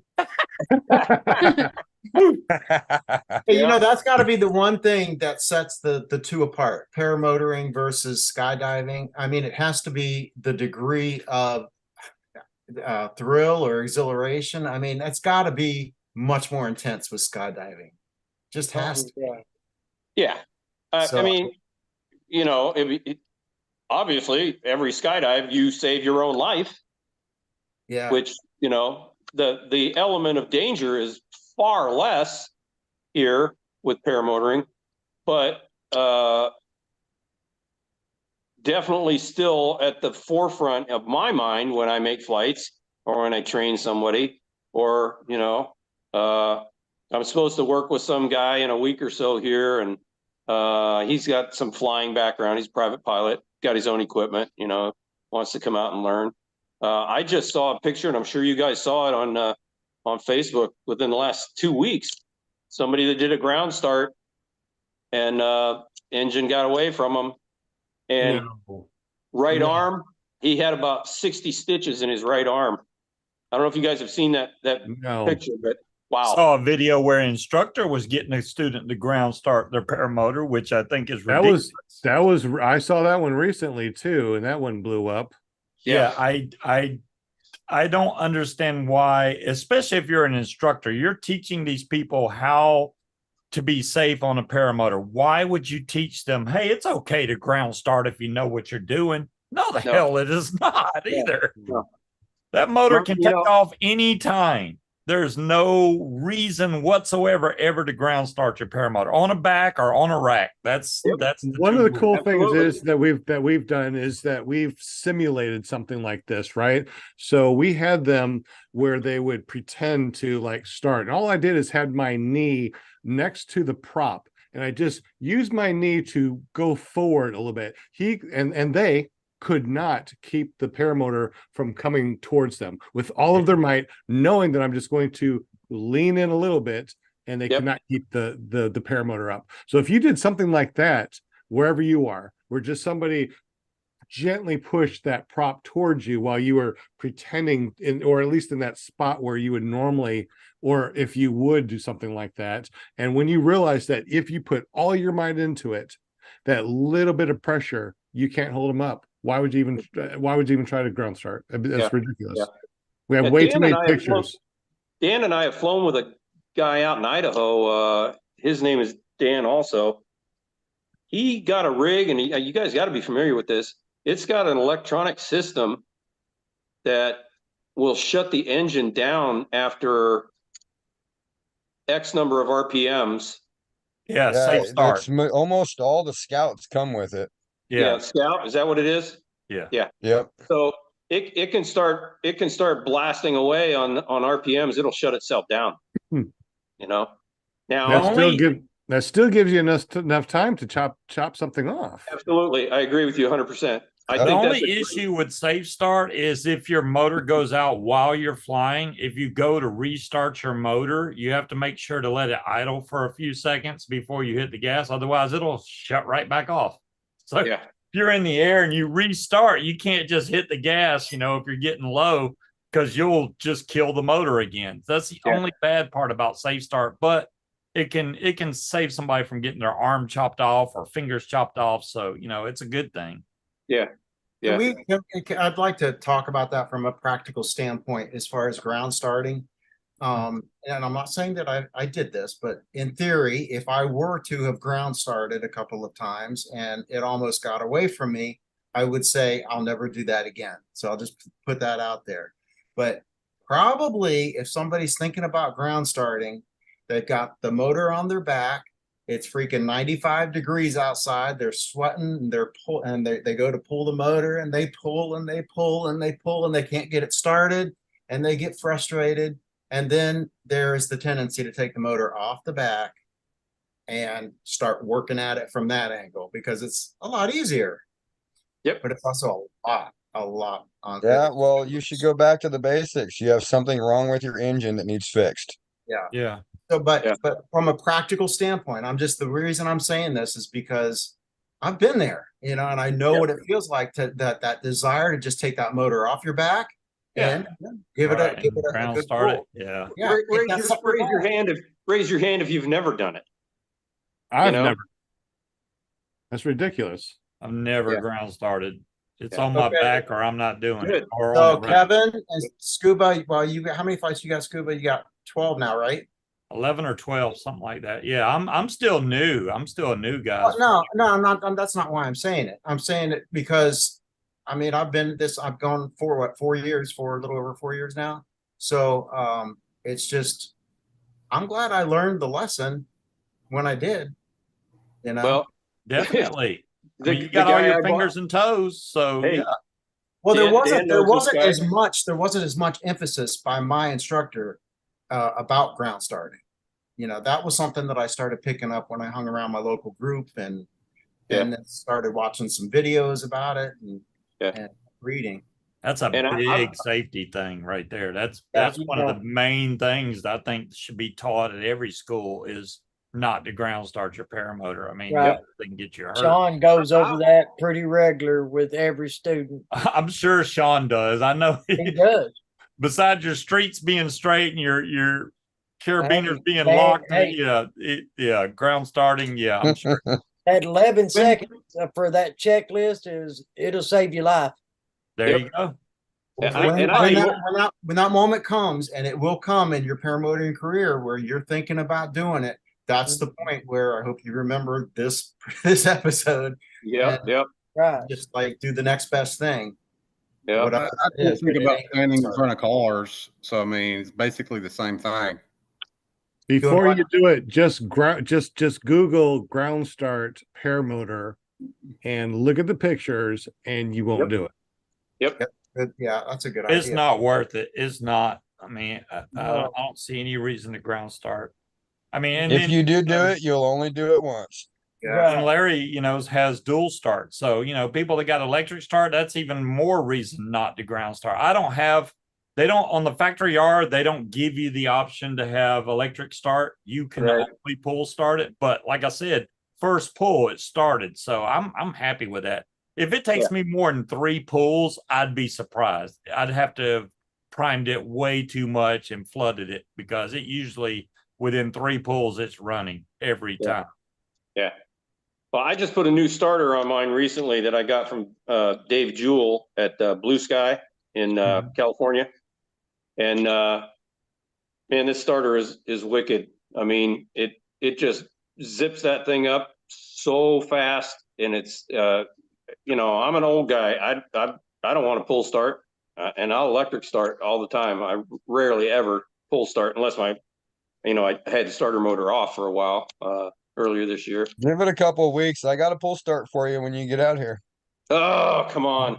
Talk about bad designs. What was Cadillac thinking with the North Star motor when they put the starter in the intake of the engine?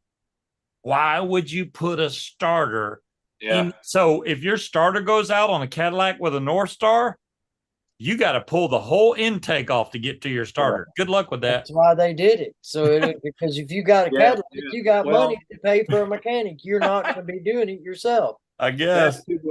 Back to Dan's mishap, not a mishap per se, but just bad luck on that day that we were going to make his first flight. He was pull starting, and the rope went back in and caught the flywheel and just wound up in the flywheel. I mean, what a freaking mess, I mean, he had to take a lot of crap off the engine just to get to that. And if the motor would have started, we would have been in worse case. Yeah. But I got to give a shout out to Dave Jewell. He's got these starters built custom. They will fit about 5 or 6 different motors. And I put mine on, and I use a 14.4 volt LiPo, and man, you hit that button. I've got a cross country throttle, and you just hit the start button. It's running right now. Dan hit the nail on the head though earlier. If it's not starting after 3 tries with electric or 3 or 4 tries pulling, something else is going on. Right. Absolutely. It was a gas motor with an electric start, you mean? Yeah. Okay. All right. I just for the first time yesterday or the day before, I put an electric paramotor on my back. The Open PPG. Okay. That thing is incredible. I mean, I could not hold it back. I can full power the motor and hold it back. I could not do that with the electric. I'm thinking about maybe a couple of those for training rigs at some point in time. Not messing with full starters, electric starters in general, mixing gas, doing it, just plugging batteries in at the end of the day. And I'm not a big EV guy, I don't have an electric car, whatever. I got my opinions on that. But so did you fly it, or did you just put it on your back? I did not fly it, but I mean, I felt the power on my back, and I felt the response of the throttle, and it felt really good actually. Even though it's about the same as with the Moster, the weight wise, the way that it's positioned on your back, it's higher up. It feels much lighter. Okay, interesting. So yeah. The Well, magic I'm not number is an a hour big and a half fan. for me. Once they hit that hour and a half flight time with the battery technology, I think I'm going to be all over that. Yep, I was just I'm going to right say. with you. The battery technology hasn't got quite there enough to spend the money. Yeah. Well, as soon I as think it solid would be. state batteries get cheap enough, that's when it'll be on the market and be profitable to do it that way. And I think it'd be fine for training because, you know, like when Dan made his first flight, we were at a sod farm. I don't think he flew for 9 minutes, 7 minutes, you know? I mean, I think it's a great. It probably didn't help that our comms died when I ended up 200 feet off the ground. Right, that's true. That's true. Yeah, I was going to ask Dan, on your first flight, were you tempted to get in your seat early? That's a big thing. I know my first flight, I kind of got scooped into my seat. That's probably because I wasn't leaning back. I know if you're leaning kind of forward when you go to launch, once that wing catches, it will scoop you up before you need to actually get scooped, and then you'll just come right down into the ground from the weight. So were you tempted to jump in your seat, or you were just like, no, I'm going to go until I'm 10 feet in the air before I stop running? No, it was actually a couple weeks ago when I saw the 3-year videos and everything when I first started, up to close to 10 flights. I was the idiot that looked like a fool, running until you're way up in the air, hanging out of the harness until everything was checked, and then figure out how to get into the seat. Hey, there's nothing wrong with that. I mean, I've seen a lot of people, their first flights, they'll take off and they'll be running way up into the air, make sure, because I thought I was in the air, because that wing will fool you. You feel the weight come off of you and you're like, oh, I'm in the air, but you're not. So wait until you're in the air before you try to get in your seat. Yeah, and then hit a dead spot and then go buy a new prop. There, exactly. Yeah, right back into the ground and boom, prop. Been there. Break easy. Yep, been there. Yep. Yeah. Well, I got to give Dan props because we built really good habit patterns, and that was one of them. Don't stop running until you feel like you're ridiculous. That's the other thing, depending on your instructor, like Larry instructed Daniel, right? So everything that Larry taught you becomes instilled in your brain. So everything that you do when you set up to, whether you do your pre-flight or everything you're doing, it like automatically snaps in your head. Okay, I need to do this. I need to do that. Yeah. That's why it's so important for training. I mean, if you do your own, if you do self-train, you're like bouncing all over. Okay, am I missing this? Am I missing that? When you go through training, it's like systematic. You're like, okay, I need this. And then you've checked everything before you go to take off, because I mean, that's the most important thing, being safe before you even try to launch. Because if you launch, you got a riser twist or something real bad, that's when bad accidents happen. Yeah. You go to pull your brake and you got a riser twist, your brake's going to pull and stay pulled, and you're going to spiral right back down into the ground. Yeah. I pretty much do the same exact procedure from my very first flight till my flight a couple days ago, with the exception of a few minor tweaks. Yeah, it's just a habit forming thing that you get accustomed to, and you just do over and over again. So you've checked everything, so you're good to go. The more you practice, the luckier you get. Yeah, there you go. That's it. The luckier you get. Yep. Practice. You'll end up lucky, or so it seems. But yeah, it's no different than skydiving or flying airplanes. You got to have a habit pattern. And if it's taught to students correctly from the beginning, they'll follow it. It'll serve them well. It has with Dan. He's going to pass me up, I'm sure, one of these days, which is great. I love to hear that. I love to see that, Yeah, I'm about ready to get my instructor rating and try to utilize the 20 acres behind the house. Good. Oh, there you go. Good. Nice. Perfect. And then when you retire, you can come here and instruct, and we'll go fishing. I mean, I don't know If I can talk the wife into getting rid of all the pigs and the goats and the chickens so I can move without them. I Wow. don't know the exact numbers. I'd say within the last 2 or 3 years, the amount of paramotor pilots have increased tenfold, if not more. I mean, it's just crazy the amount of people that's getting into paramotoring now. We had 192 registered up at Moonshiners in August. Wow. 192. Yes, it's a good thing that more people are getting into the sport, but when you're in smaller communities and a handful of those people don't get the correct instruction and or just disregard the way we're supposed to fly, right, it creates problems and you start to end up losing LZs and you can't fly certain places. Right. There's a few bad apples. Yeah. That's why I bought my own, you know? Definitely a few bad apples. It happens with almost anything. I'm more worried about this whole Amazon delivery drone thing getting in the way of our flight, and what altitude are they going to have to fly at, you know, compared to what we do. If they start delivering Amazon packages with drones, are we going to have to look out for these drones, or the drones are going to have some kind of avoidance system? What's going to happen? They're going to have some sort of avoidance system. You can't just fly something, you know, blind up there. That's ridiculous. I mean, right. You can't even do that with, you know, with Regular drones. Yeah.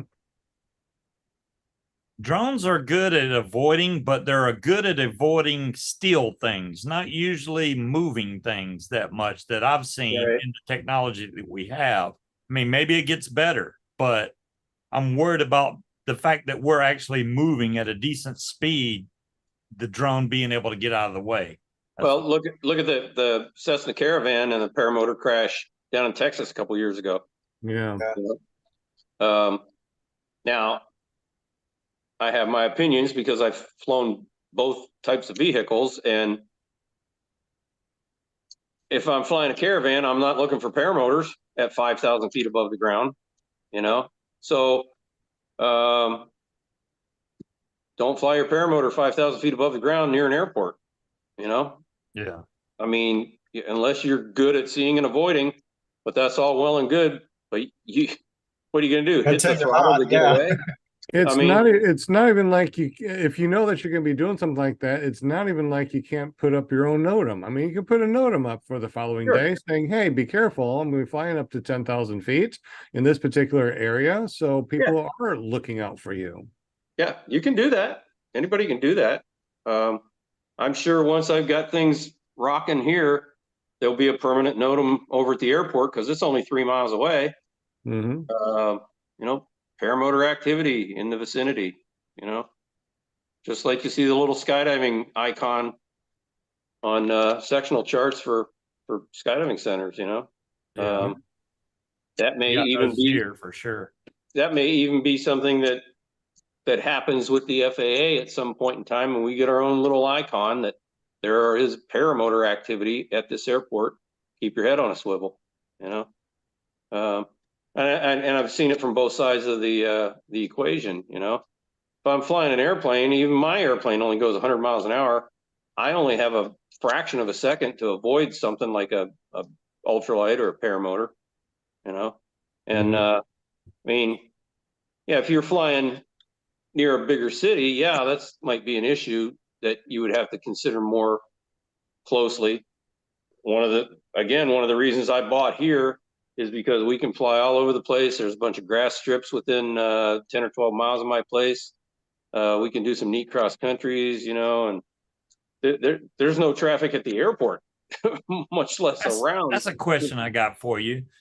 Since you can fly from your front door, do you get bored of flying that same area over and over again? No? A little bit. No. A little bit? No. Yeah, but not bad. I mean, John says no, and you're saying a little bit. No, that's what I'm trying to. You get your coffee in the morning and you go out in your front door and go fly. No, because I can go in any direction. You know, 20 or 50 miles on a paramotor, come back. I mean, I am never without going someplace I've never been. I will say, there's a lot of agriculture here. It's flat. It's flat like a table here. They call this low country. You know, there's high country in South Carolina. the highest peak in South Carolina is 3,500 feet. People don't know that. And then there's low country, I'm at 140 feet. And it just slopes to the ocean, and it's only 50 miles away, 50 air miles away. So there's not a lot to see out here, but there's some pretty good sized ponds and a lake nearby here and little towns, and it just makes me think. I'm just wondering if you get bored of seeing the same thing over and over. I'm just happy to fly myself, but I think some people get bored. They're like, oh, I need a new place to fly. I want to see new things, but I mean, I'm just happy to be flying myself. Yeah, so. and I don't disagree with that. I mean, when I was out in Idaho this summer and got to fly with Dan and some of the other guys, yeah, what a treat. Here's the mountains again, and I can go play around up in the foothills and go down low over the river. And around here, yes, it's flat.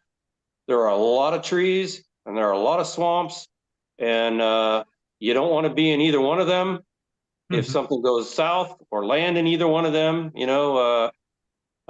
got gators down here. We got 5 different species of poisonous snakes.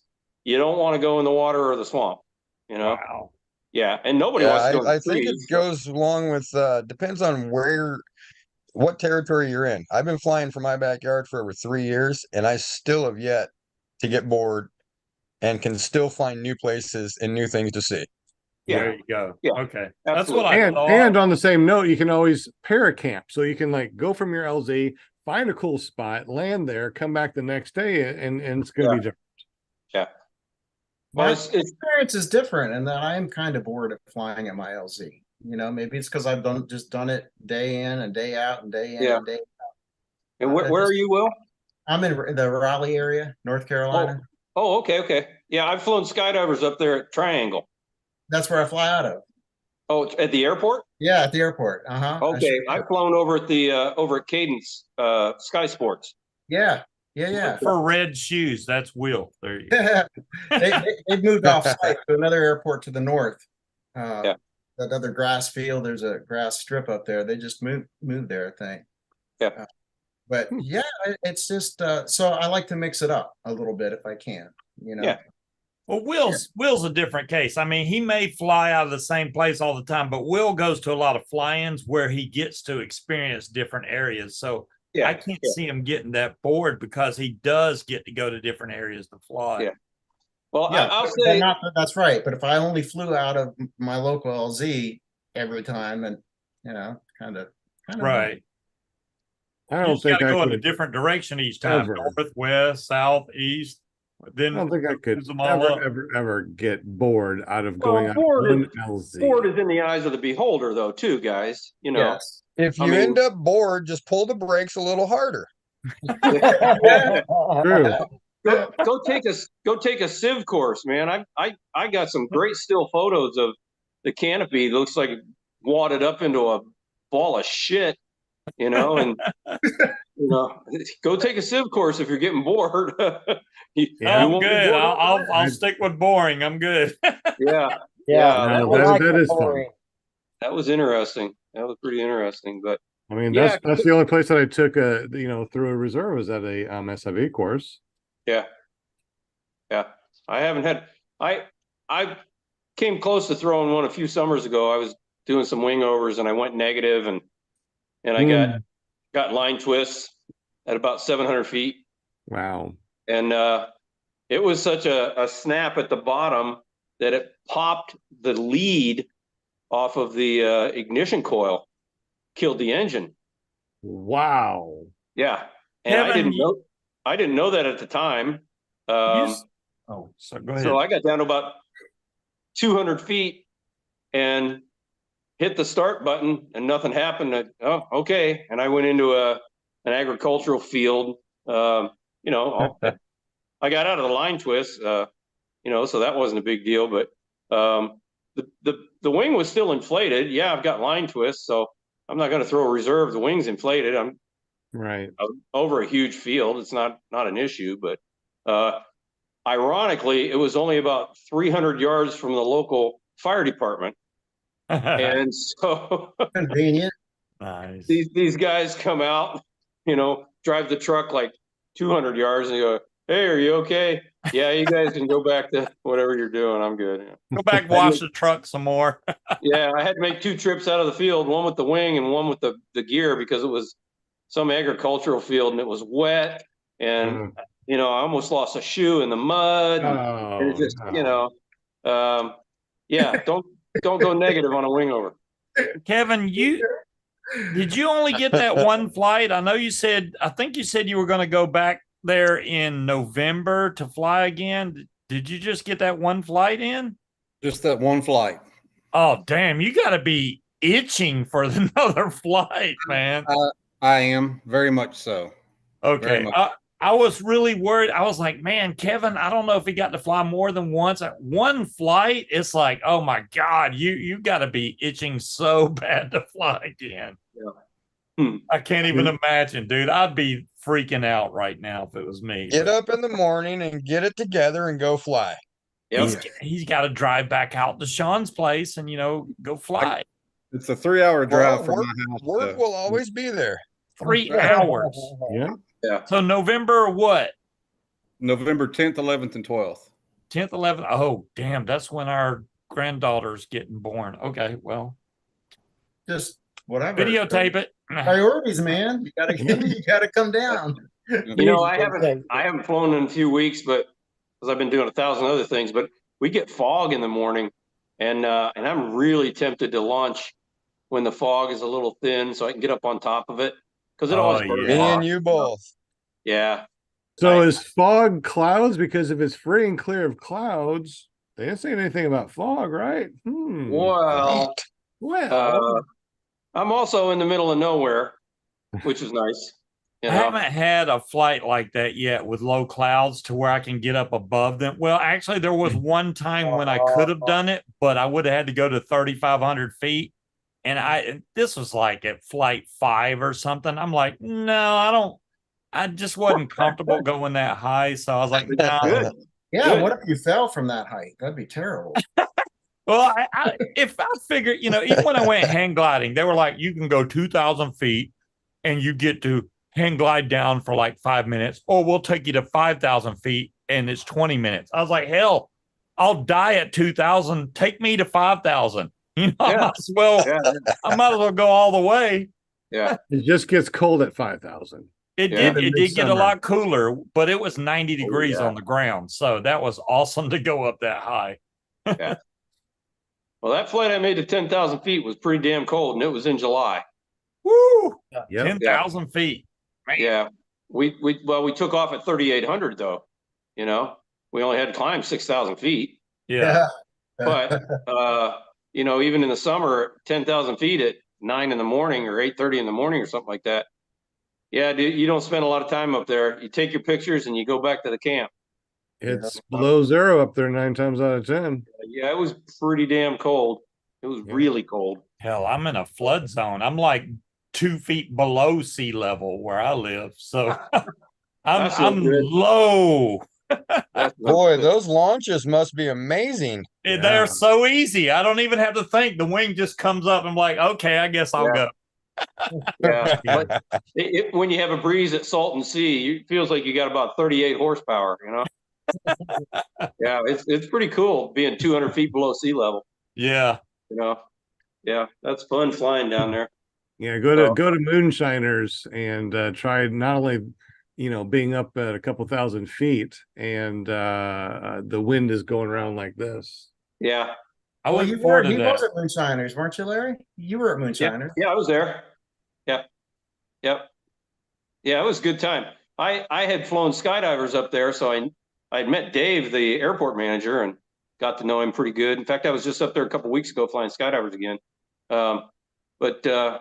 He says, I mentioned something about paramotors, and he says, well, we have this event. And I said, well, I'm coming. You know Linda?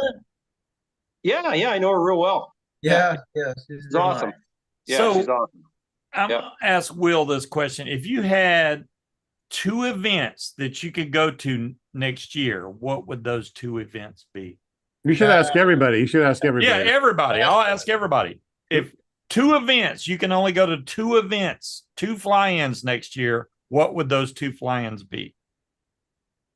Moonshiners 1, Yeah, Gorgeous at moonshine. dude, that's really tough, man. Yeah, I know it is tough, but that's my choices. I think I can hit 2 fly-ins next year, and I got to choose between bad apples, moonshiners, Dave Purdens. I don't even know. Well, you know, March 21st is the second annual Fly It for Gauge. Oh, and Fly It for Gauge. I forgot about that. That's So another. I'm gonna have to make it 3 because I'm gonna go to that regardless. Mhm.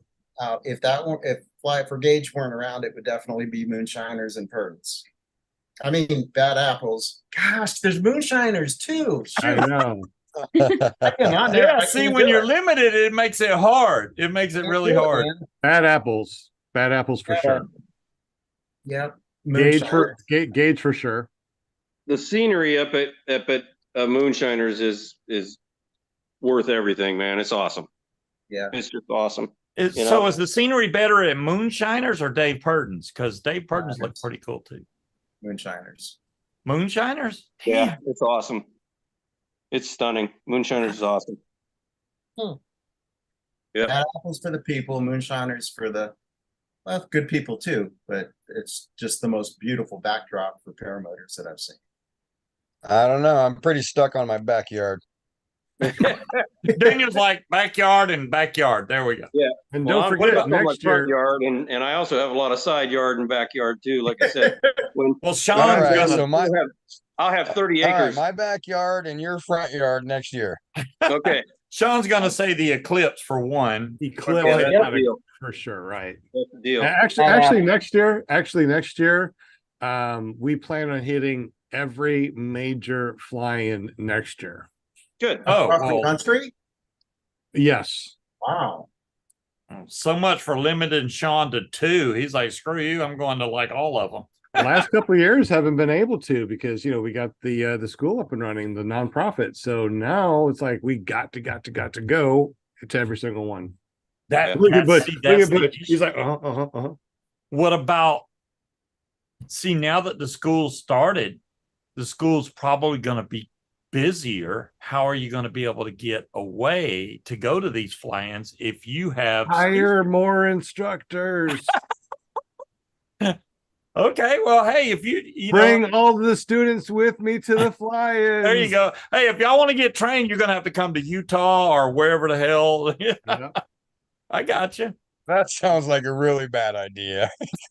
We're going to take that weekend off. Well, we want to go down to Columbia also and do that Columbia thing with My Dog's Choking. Chris Wheeler, right? There you go. Chris Wheeler has that thing. Yeah, I mean, you obviously, if you got students, you can plan the schedule around it. Okay, well, this is the fly-in, so I'm not going to do any students this week, and then I can take students afterwards. So, yeah, you got it. You can set it all up yourself. Yes, Stamey says he would go to Bad Apples and Gauge. Bad Apples and Gauge. Gauge is so far, man. But I mean, if I went to Gauge, I'd just fly down there and on a plane, not on a paramotor, and then just hang out because I wouldn't be able to bring my gear. I'm not taking my gear on a plane. Damn that. Everybody's circumstance is different. That's what we did to EFG. You just need to start a YouTube channel and do it like the Canadian Jim with his maple smelling money and travel and make videos. Damn that, man. You seen his van? It's like falling apart and crap. No, I don't need 500,000 miles on my car. Tony says Bad Apples and Fly It for Gauge. Yeah. Bad Apples, Fly It for Gauge.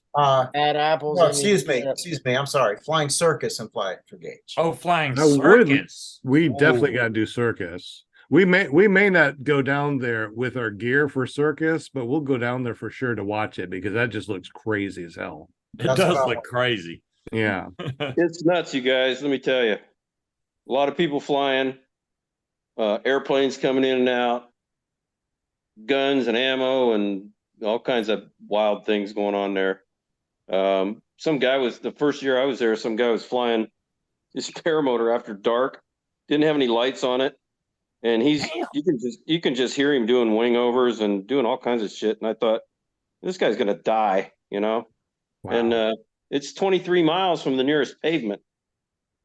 Wow. So you are out there. It's Wow. insane. It's a good time, you know, but it's pretty insane. There's a lot of activity out there. You know? So could you go out and have a good time even if you didn't fly? Yeah. Anything you think you might need though for that weekend, you better take with you because you're not going back to town.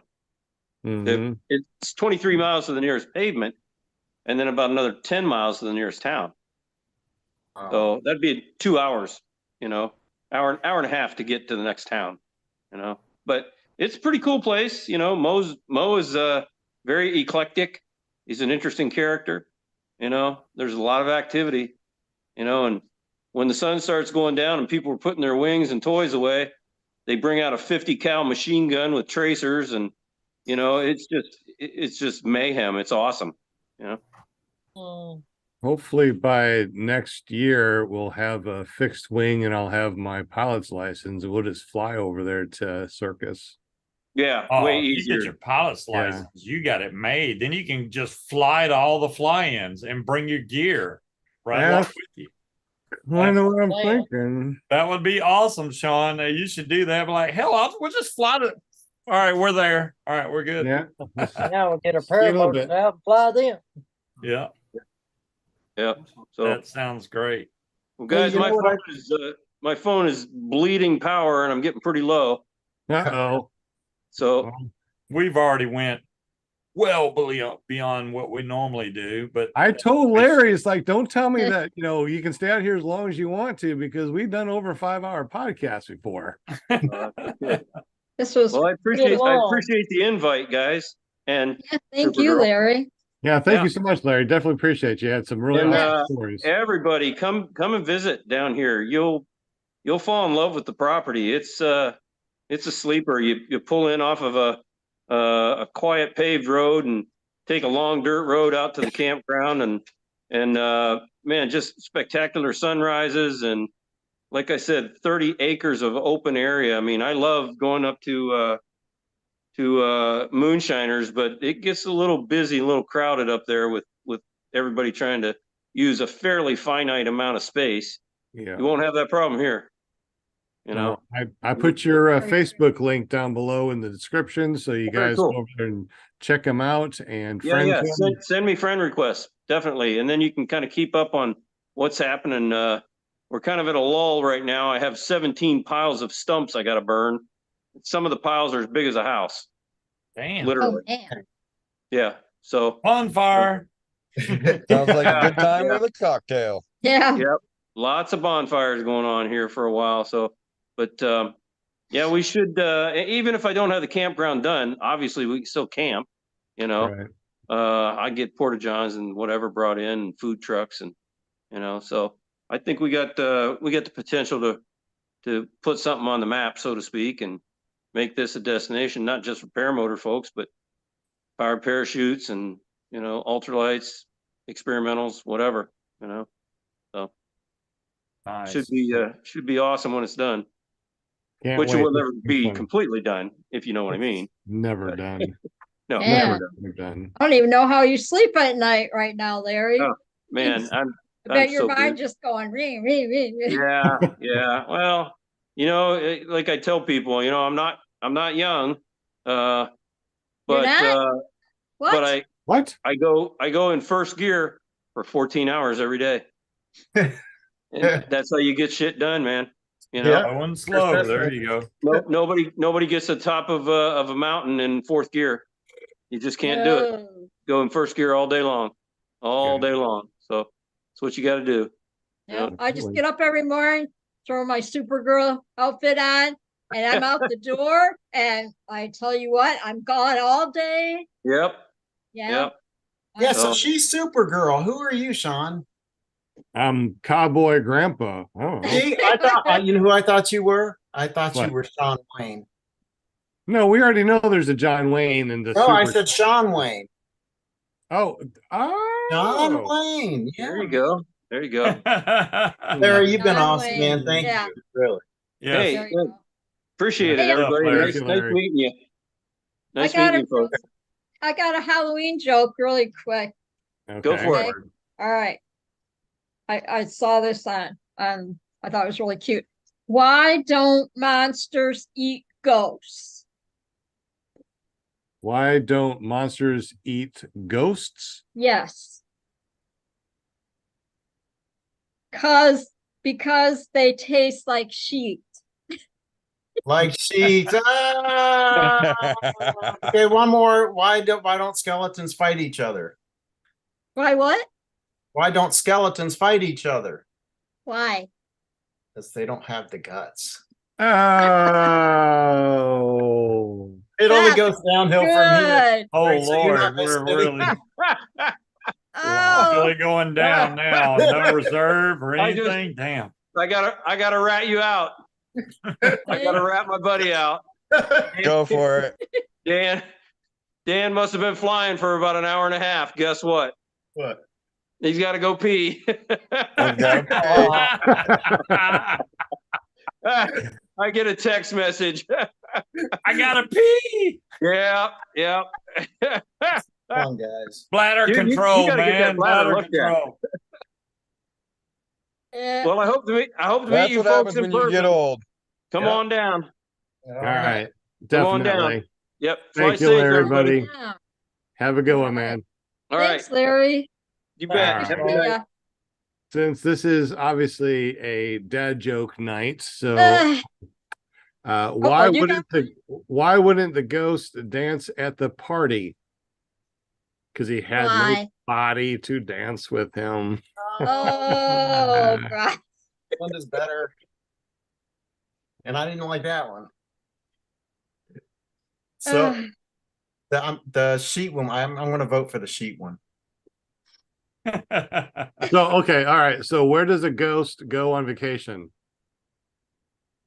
Malibu. Oh, God. What, are y'all reading these off Laffy Taffy or something? Something. What? All right. What's in a ghost nose? Boogers. Hey, I like that one. hey, Dan, you know they've got those little what do you call them? Condom things. Oh yeah, Things that yeah, the little catheter things. I Yeah, have looked into it, man.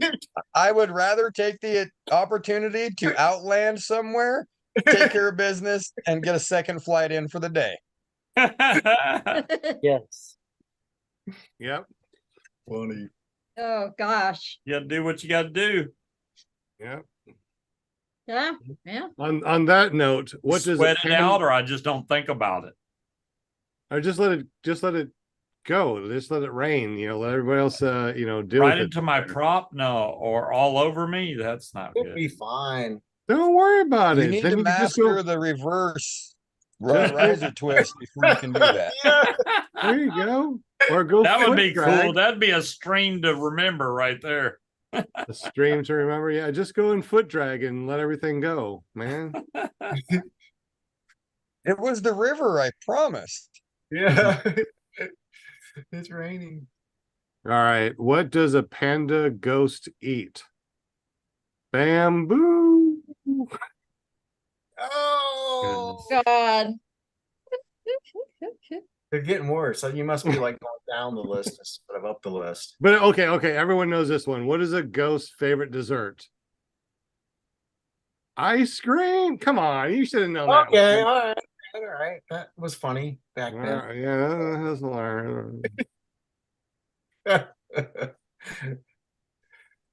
Any other one? Let's see. I don't know, but I wasn't kidding when I said it was going downhill after Linda. She really did have the. They taste like sheet. I know, that I was a good predict one. a lot Huh? of trick or treaters tomorrow because we're in a new neighborhood with a lot of kids. So I'm expecting a lot tomorrow. Just turn the lights out, man. Close the window. I Turn the expect to lights get. off. I expect to get a lot fatter by tomorrow night. I don't know why, because there's candy everywhere in the house. So We have a boatload of candy. I'm trying not to eat it, but it's Sorry, kid. We ain't got no candy. Right. Left.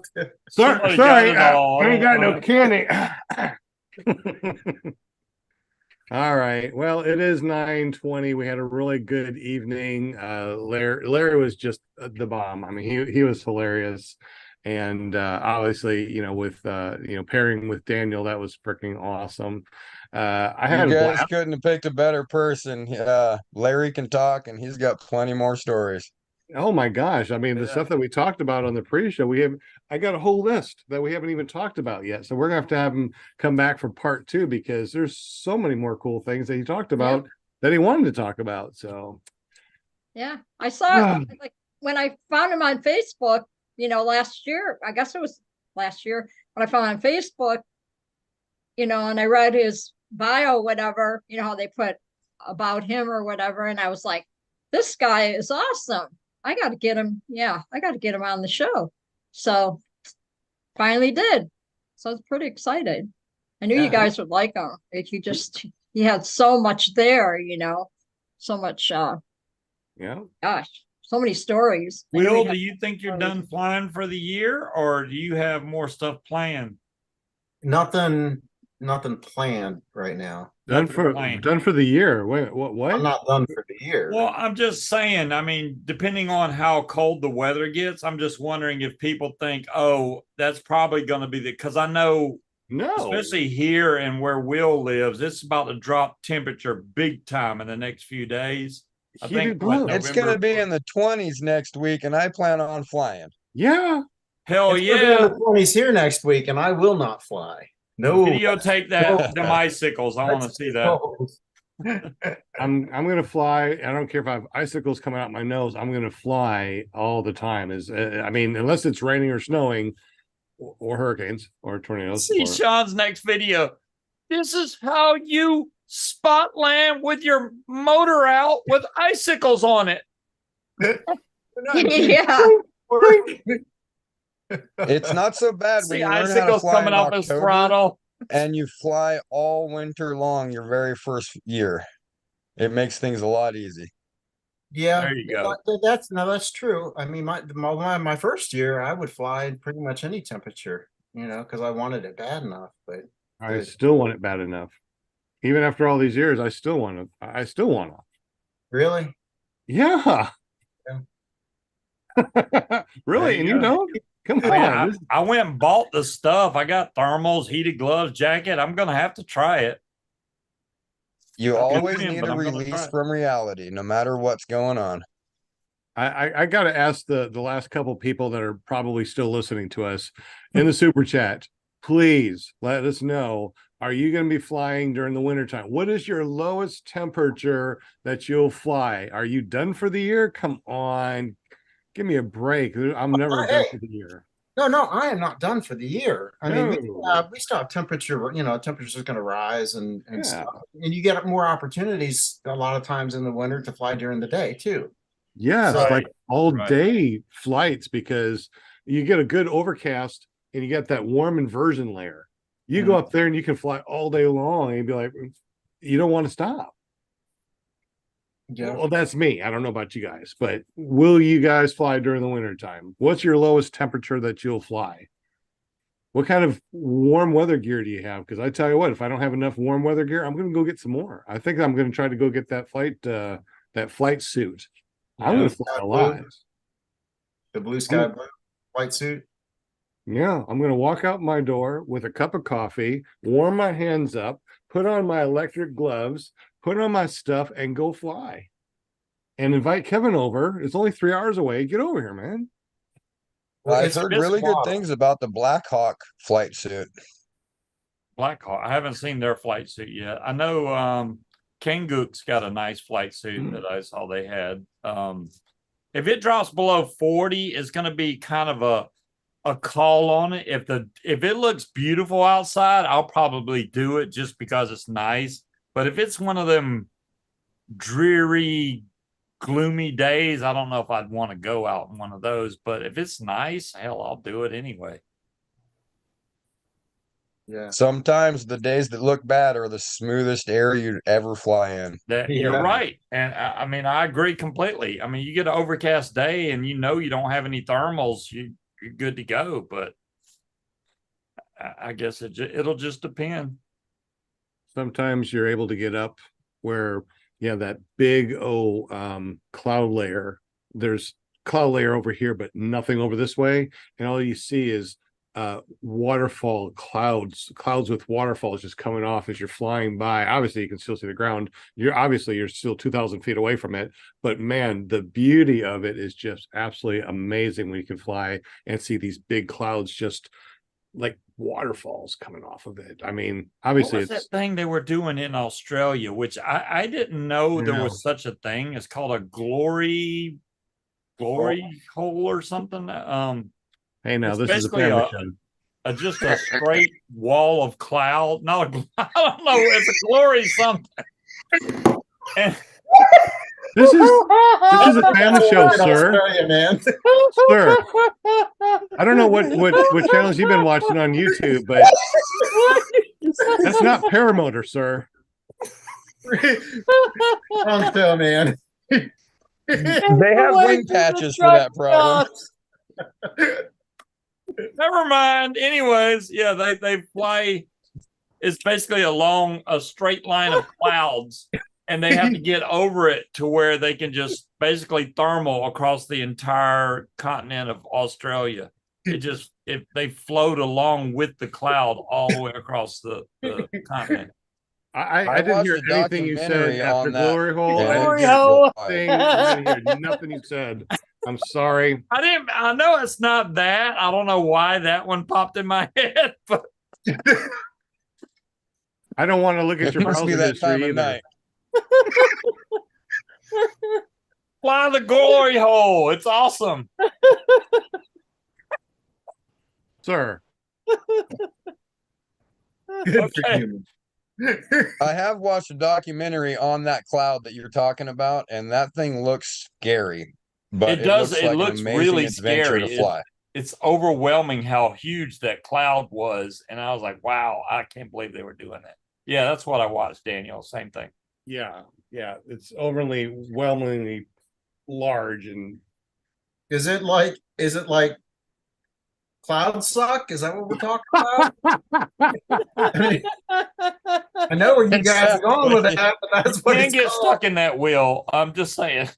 Thank God for editing. Don't say that. There's no editing. This is live, man. I dug myself in deep. This is live, man. Maybe I shouldn't have taken that mask off. Sorry, I had a brief glimpse in mind. I don't know what happened there. Why can't I think of what that was called? I don't know, but it was a good looking cloud. Glory cloud? No, they called it something else. Author from Morning Australia. Glory? No, it was Morning something. cloud in Queensland, Australia, Eastern Australia. Glory cloud. Okay, well there you go. Thanks, Walter, because I got it all wrong apparently. just by a little bit. Same thing. Comes in from the ocean. Of course it does. Yep. You guys. You guys. What? Well, it's apparently rare, and they were all waiting to catch this thing, and it's a pretty cool documentary that you can watch. There ain't no way to walk it back, man. The more you talk, the more you keep saying, the deeper you go. There's usually a You line said somewhere. deeper, really? All right. Anyway, I didn't go that far. Morning glory is correct. See the morning glory. Yeah, that's right. That's what he says. Morning glory is correct, Scuba. Mm-hmm. All right. So I got it a little bit off. I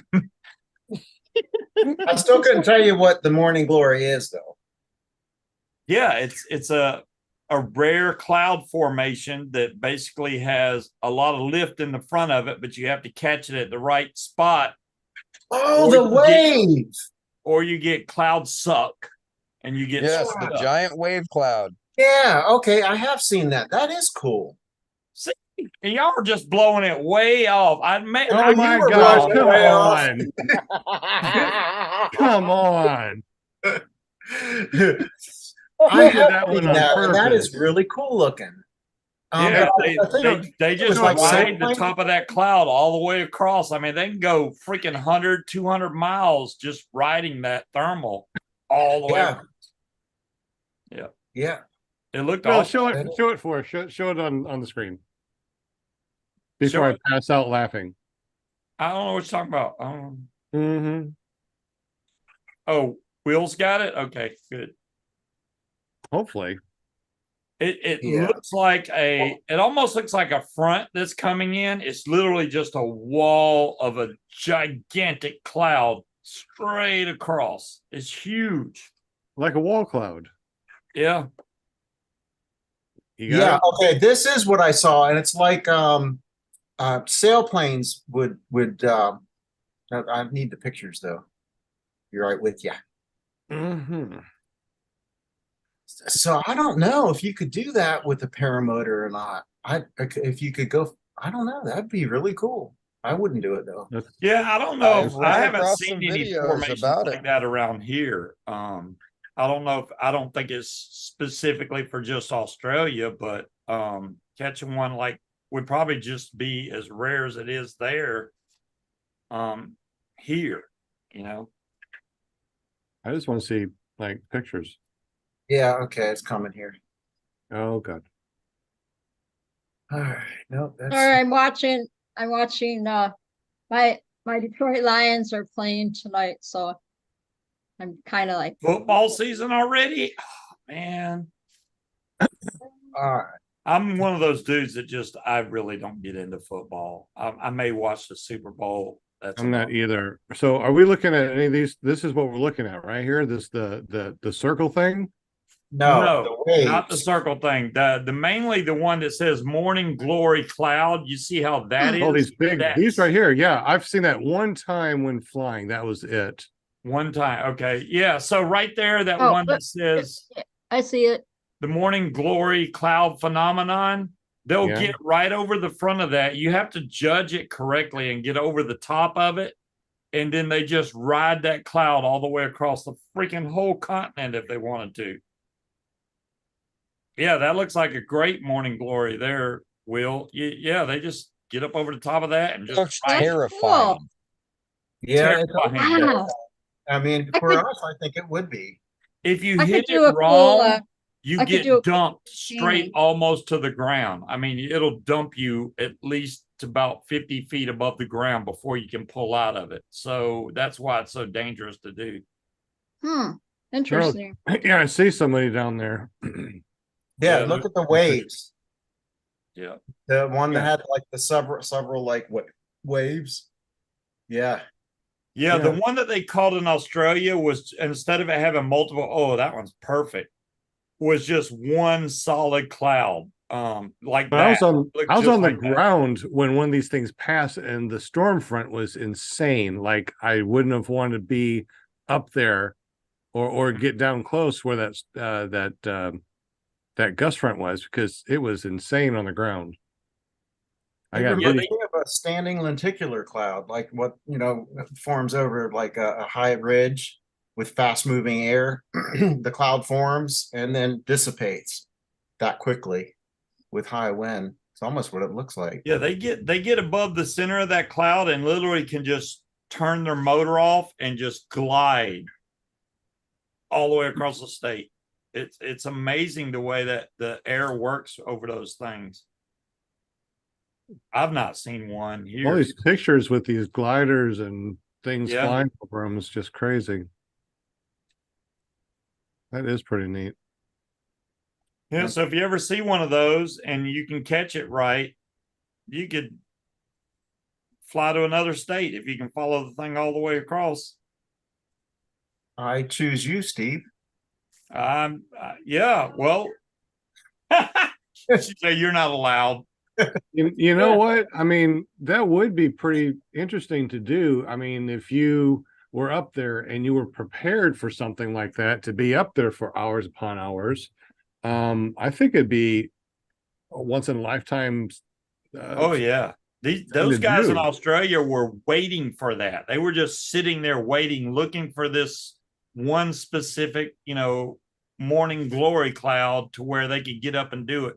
And as soon as it came, I think 4 of them took off, and the last guy waited 2 minutes too long. He was too late to catch the right spot. The other guys got above it. He was mad. He was torn up about it because he didn't get up there quick enough. Because you can get in the wrong, either the suck or the downdraft from that cloud, and you just won't be able to get in there. So it looks cool. Yeah, I definitely have to spend a lot of money on Uber getting back, but other than that, yeah, sounds like fun. Oh, it's snowing again. Is it? Yeah, just started snowing. Here. I mean, we're at 64 degrees now, so yeah. Well, I'm not sure what the temperature is, but I know it's going to be in the 80s this weekend. However, we're going to a fly-in, a private fly-in this weekend. Oh, that's good. Really? Mm-hmm. Nice. I'm sure my Michigander paramotor guys and gals, they at this time of the year or whatever, they head for Florida for the winter. They're like out of here. Sponsored by Red Bull. Pack it up. They're like, see ya. Yeah. I think this is that's a whopping. Yeah, the guys I watched in Australia were definitely paramotor pilots, but yeah, hang gliders do it. Any of them guys that can catch that morning glory thing is going to do it. Maybe we need to go over to Australia and do something like this one of these years. Good luck with that. Okay. What do you mean? Good luck with that. It's expensive to go to Australia. Really expensive. It's just off the coast of California, isn't it? But yeah, right down the road. Thank you, Sean. I heard Walter has a place to stay. That's what he said. Right. Yep. There you go. Said, come on down and use my equipment. So I'm like, sure, why not? Yeah. Well, it's rolling up on 10 o'clock already. So this is one of the longest podcasts that we've had in a while. And it just kept on going and going and going. I really had a good time. And I know that we didn't do a big intro at first. So let's go ahead and do our big intro now. Let's go ahead and start with Butch Fly. Go ahead, Butch Fly. Tell us about you, how to get up with you, and what you do, and all that fun stuff. You can check me out on YouTube, ppgbutch.com, or you go on YouTube and look up Fly Butch Fly or Butch Fly, either one, and you can find me that way. I can't even think right now. You can also check us out at runintothesky.org and at Paramotor, Arkansas. You can check us out over there. You can tell he's really tired. Yeah, I'm really tired, sleepy. Sean's leaving you hanging, man. Yeah, he is. He normally helps me out right here. Like, oh yeah, here, let me give you my hat. He's like tired too. You can tell because he's not jumping in there helping me out. No, you did wonderful. You did all the .coms. That was awesome. Sean, is your hair that long already? Oh no. I have short hair. This is just a wig. Like is that part of the hat? Oh, it's part of the okay. Part of the hat. I was gonna say, man, your hair is really growing fast. It is. I kept looking at it like, is that his hair? Yeah, I got short hair. You know that. It's all mine. It's all mine. No extensions here, Got more extensions than AT&T. No extensions. It's all mine. Look at Kevin. Kevin's like, what? What's going on? What? No, I am growing. No, this is my hair. I'm growing it out for the Locks of Love. So it's going to go up for, I think it's supposed to be. Oh, it is your hair then. Yeah, it's I supposed to thought it go was part of the hat. Nah, I'm just kidding with you. Yeah, I'm growing out for the Locks of Love. So at 12 inches, it's gonna be clipped and then sent off to Locks of Love. I did that once in my 40s, so hell, I'm in my 50s.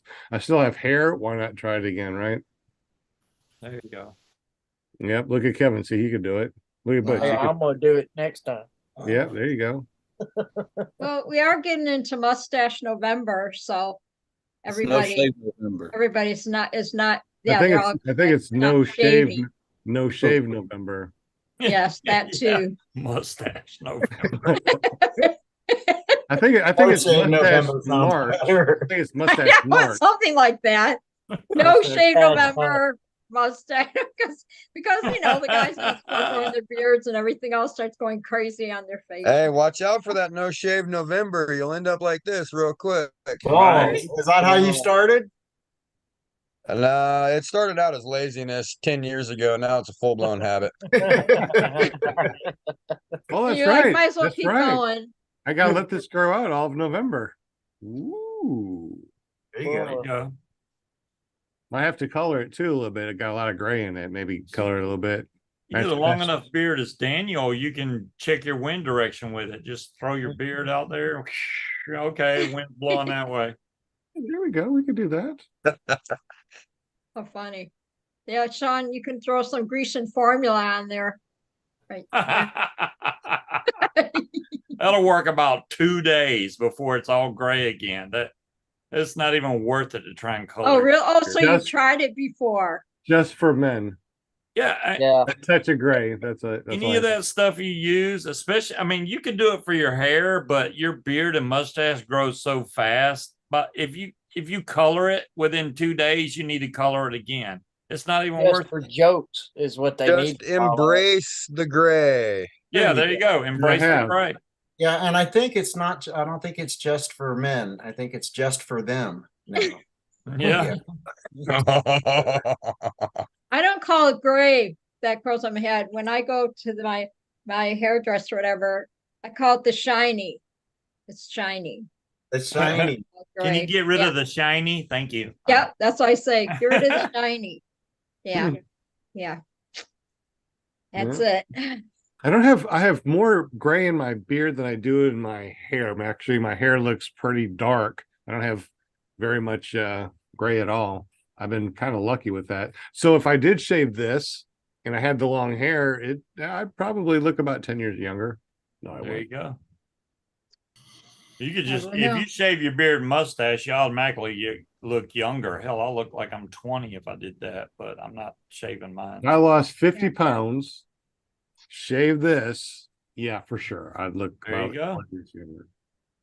Do I want to do that? It's no shave November. No. No shave, no mustache. No. Walter Mustache said gray is March. sexy. What's I'm that? trying to, Walter Will, said I'm gray is trying to sexy. picture you in a beard, Will. Oh, I can grow a beard. What you look like. Yeah. November. He's The going beard. to. That Are you would gonna be do it? different to see Will in a beard. I'd be like, what? Yeah, that Actually, would I be can't weird. grow. I can't grow like a beard. I can like do the. Yeah, do like the Snapchat. Okay. The Do a Snapchat? Yeah. Do we call that a Snapchat? Is that what that's called now? I thought it was a goatee. Hold on, Snapchat. Yeah. You grow a beard, little beard. Yeah, little goatee. There you go. There you go. Goat cheese. Goat. Yeah. Goat cheese. Yeah, goat cheese. Funny.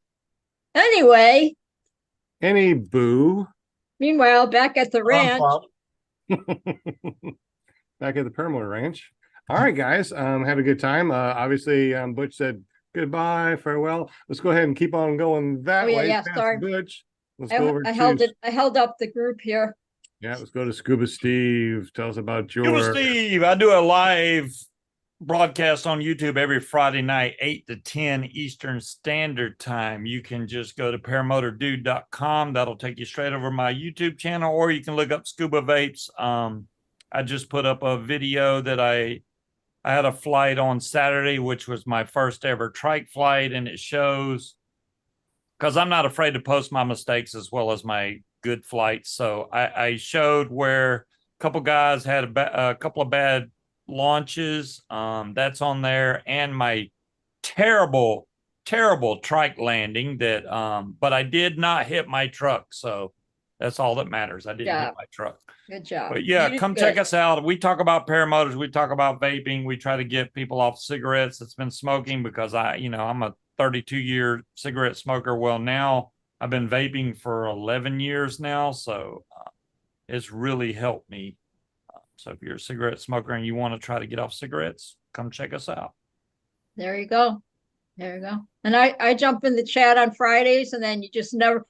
Now I'm always late, but I jump on the scuba train and Munchkin, and you never know what I'm going to throw in there. And sometimes the topics just go.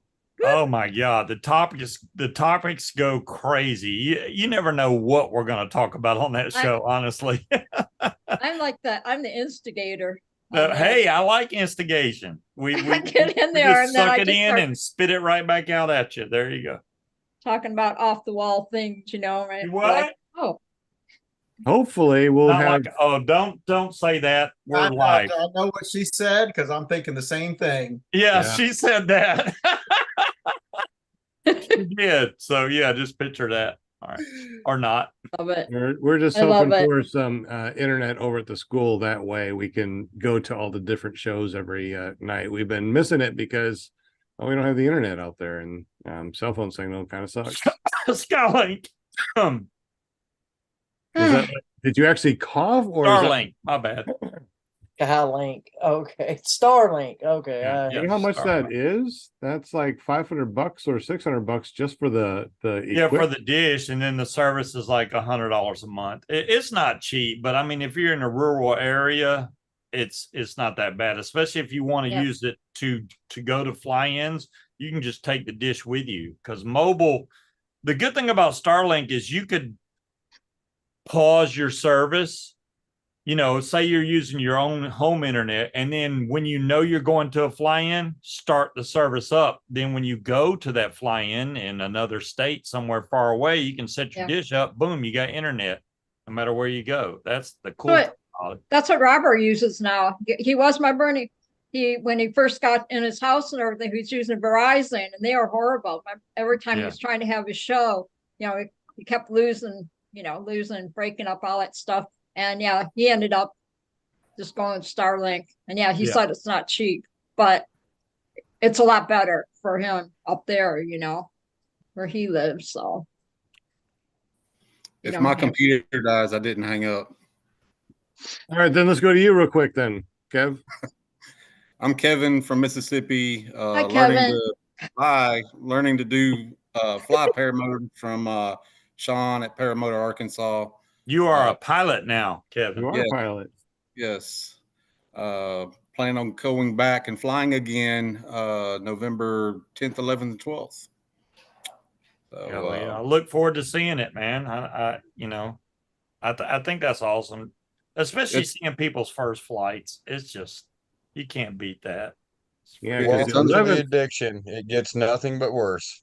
It's unexplainable. It's a lot of fun, unexplainable. I just can't I can't put it into words. So I feel the same way. You can't really put it into words to anybody about the feeling you get. It's not the same as when you fly in a plane. It's just not even close. Yeah. It's amazing, spectacular, fantastic. All of them rolled into one with a cherry on top and a Tootsie Roll at the back end. Be careful now. We don't want to get over to the glory stuff. Yeah, no Tootsie Rolls in the back end. No Tootsie Roll. Come on. See, man, y'all had to go there. I was oh my God. Will is like, where in the hell are we going with this? All right. I go trick or treating tomorrow, man. Get those Tootsie Rolls. I think it's time to eat some chocolate. Speaking of which, we'll fly. That's what I'm saying. That's why I said we'll fly. I was, we were trying to intro into we'll fly. No, then you tried to reach it for that segue. I know what you're doing there. Go ahead, we'll fly. So anyways, find me at willflyppg.com online, or you can search for Will Fly on YouTube. I make paramotor videos. check it out. And unlike, like Steve, I have no problem posting Steve's downs and fails and Steve's downs, damn, that's messed up. I have no problem reposting his mistakes. it's all a journey. It's all in fun, and we've all made Yeah. mistakes, and that's just part of that's just the way it is. Yeah. Yeah. Butch I might be think- Butch might be talking about a mistake one of these days later on, but we won't even Yeah, talk about that right now. Later on, not right now. Definitely later. I mean, I think it's good to post stuff like that because everybody can learn from it. You know, it's not Yeah. good just to post your great launches and landings. Yeah. You need to post the mistakes because people can say, "Oh, I see what he did there. I'm gonna make sure I don't do that." You know, if they can learn from it, then I think it's even better. But it's also good to have it where you can talk about what you're doing and show the mistake and not just the clip and go, hey, look, I ran into a 747. It's like, no, it's like, Right. what happened? How did they come up to that? What happened? Embrace the suck, Yeah. Yeah, Go. because that's how you get better. almost got sucked into the truck. So yeah. Whew, Gotta be thank careful. God you didn't. Good Lord. You give Munchkin a heart attack already. Going up in the air like you Yeah, I do. wasn't Poor about 10 things feet chasing away you from down her, the so- field with their phone and trying to videotape you. And I tell you what, she's a keeper. She's a keeper. We're old when we still say videotape. Yeah. I So, still say it. I stopped saying VHS, so I'm good at videotape. I just got to keep on bringing it back down to There video. you go. All those cassettes in your glove box. In Yeah, your we'll car. hit you up on your beeper. beeper. I'll MySpace you later, okay? Yeah. AOL. Yeah. You've got mail. Damn! I didn't even notice that Supergirl just switched into her alternate identity without us even paying attention. What the That's hell? how she rolls. That's Till she went poof. Wow, that's awesome. and thanks for hanging out with us tonight, Dan. Yes, sir. Yeah, not a Yes, problem. Dan. It's awesome. Good to have you. Absolutely. Come back anytime. Yes, Daniel. Daniel, you should be a guest on our show sometime. Hint, hint. I've got all of November open for guests. Hey. So you know what I'm saying, Daniel? What are you doing? What are you 'cause doing now next we're Monday? friends on Facebook, Daniel, if you know what I'm saying. Yeah, what you It doing next all Monday? depends on the weather and my work schedule. Okay. What about All right. next You Monday? know where I'm at. You just say, hey, I want to be on your show. Paramount. Kevin just texted me, said his computer died. So Oh, he's not looking down right now, doing anything. He just froze. Right. Oh, Next Monday might be able to work. I'll keep you guys posted All There right. you go. good. ahead of time. well, Linda, I think it's Yeah. your time. You're next on the Yeah. list. Yeah, you're next on the list. Yeah. Just saw that video. Go. Go, Linda. Go, Linda. Not Oh. to put you on the spot, but go. I'm next. Oh, it's my turn. Yeah, Okay. your turn. Hey, it's getting late, okay? No, Yeah. this was really fun. Anyway, I'm getting like slap happy here. I want to thank my chatters Yeah. and my viewers and everything, for hanging with us tonight. And on the pre-Halloween night, spooky. That's really spooky behind you, Will, all night. That's cool, that video behind you. I was Yeah, hope it doesn't give you nightmares. Yeah. Oh no. What's giving me nightmares is that devil mask, the demon mask there that Scuba had on. Especially when right in the middle of the show and you got in there with your face and you're like, Yeah, I don't know why he's Should have seen what spotlighting me, Scuba but I could was do. like, okay. Scuba's when he's got this mask on, he does this thing with his tongue. It looks Yeah. weird, man. Yeah, it freaks her Right out up every there. time. She'll be like, stop that. She I know. freaks her I out. know. No, So it was really scary seeing Butch with hair. So on another note, if you want to be a guest on my show, just go to ParamontUSA.com and it'll take you right to my Facebook page and just DM me and say, I want to be on your show, Paramount, because you got the best show in the whole week. Yes. So anyway, no, I don't have to say that, but yeah, just let me know. We'll get you in. We're almost to the end of the year. And so I think in December, maybe we'll just have one of our shows like end of the year party and just all the people that are our guests on our show for the, this whole year, whatever. I'll try round people up for that night. We'll just figure out what night in December we want to do it, just to thank them all for being on our show this year. Yeah, we'll have about 200 people on our show over the last 4 seasons. Wow. That's right. Oh, that ought to be interesting. That's why they call me Supergirl. Get it done. All right. Get her done. Telling you. So fun. No, I love doing it, and I love you guys. And like, it all, like I always say, it takes a village. And now we're going on 4 years with the show, and every time I come on here, I learn something new. I meet new people, and I love it. I love it. I just you guys are awesome, and that's why I say I gravitate people that just have have a zest for life. They love what they do, and that's what it's all about. So anyway, so then on Wednesday night, just want to fly, and I can catch Jade Lear and Erik Lear on their show on Wednesday night, and then on Thursday night we have paraglidingtalk.com with my son Robert Michaels is your host, and he always has some really cool guests on his show. So make sure you jump in the chat on Thursday, and I always put a link in on Facebook because I'm the PR, Robert's PR, so I have double duty there. So anyway, thanks everybody. Okay, I'm done now. All right, everybody put their hats on and look down so we're all the same. Huh? For Dan. You guys crack me up. For Kevin, Kevin's still looking down, Oh, I see what you're doing. That's funny.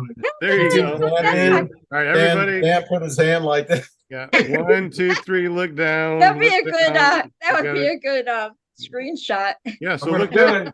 So look down. Everybody look down. 1, 2, 3. We got it. All right. Oh no, Kevin's gone. Where'd he go? I can only put my hair in my face. There we go. Oh man, he knows what's going on. Oh, that's funny. That's hilarious. I had a good time. Daniel, you want to say anything before we head on out, buddy?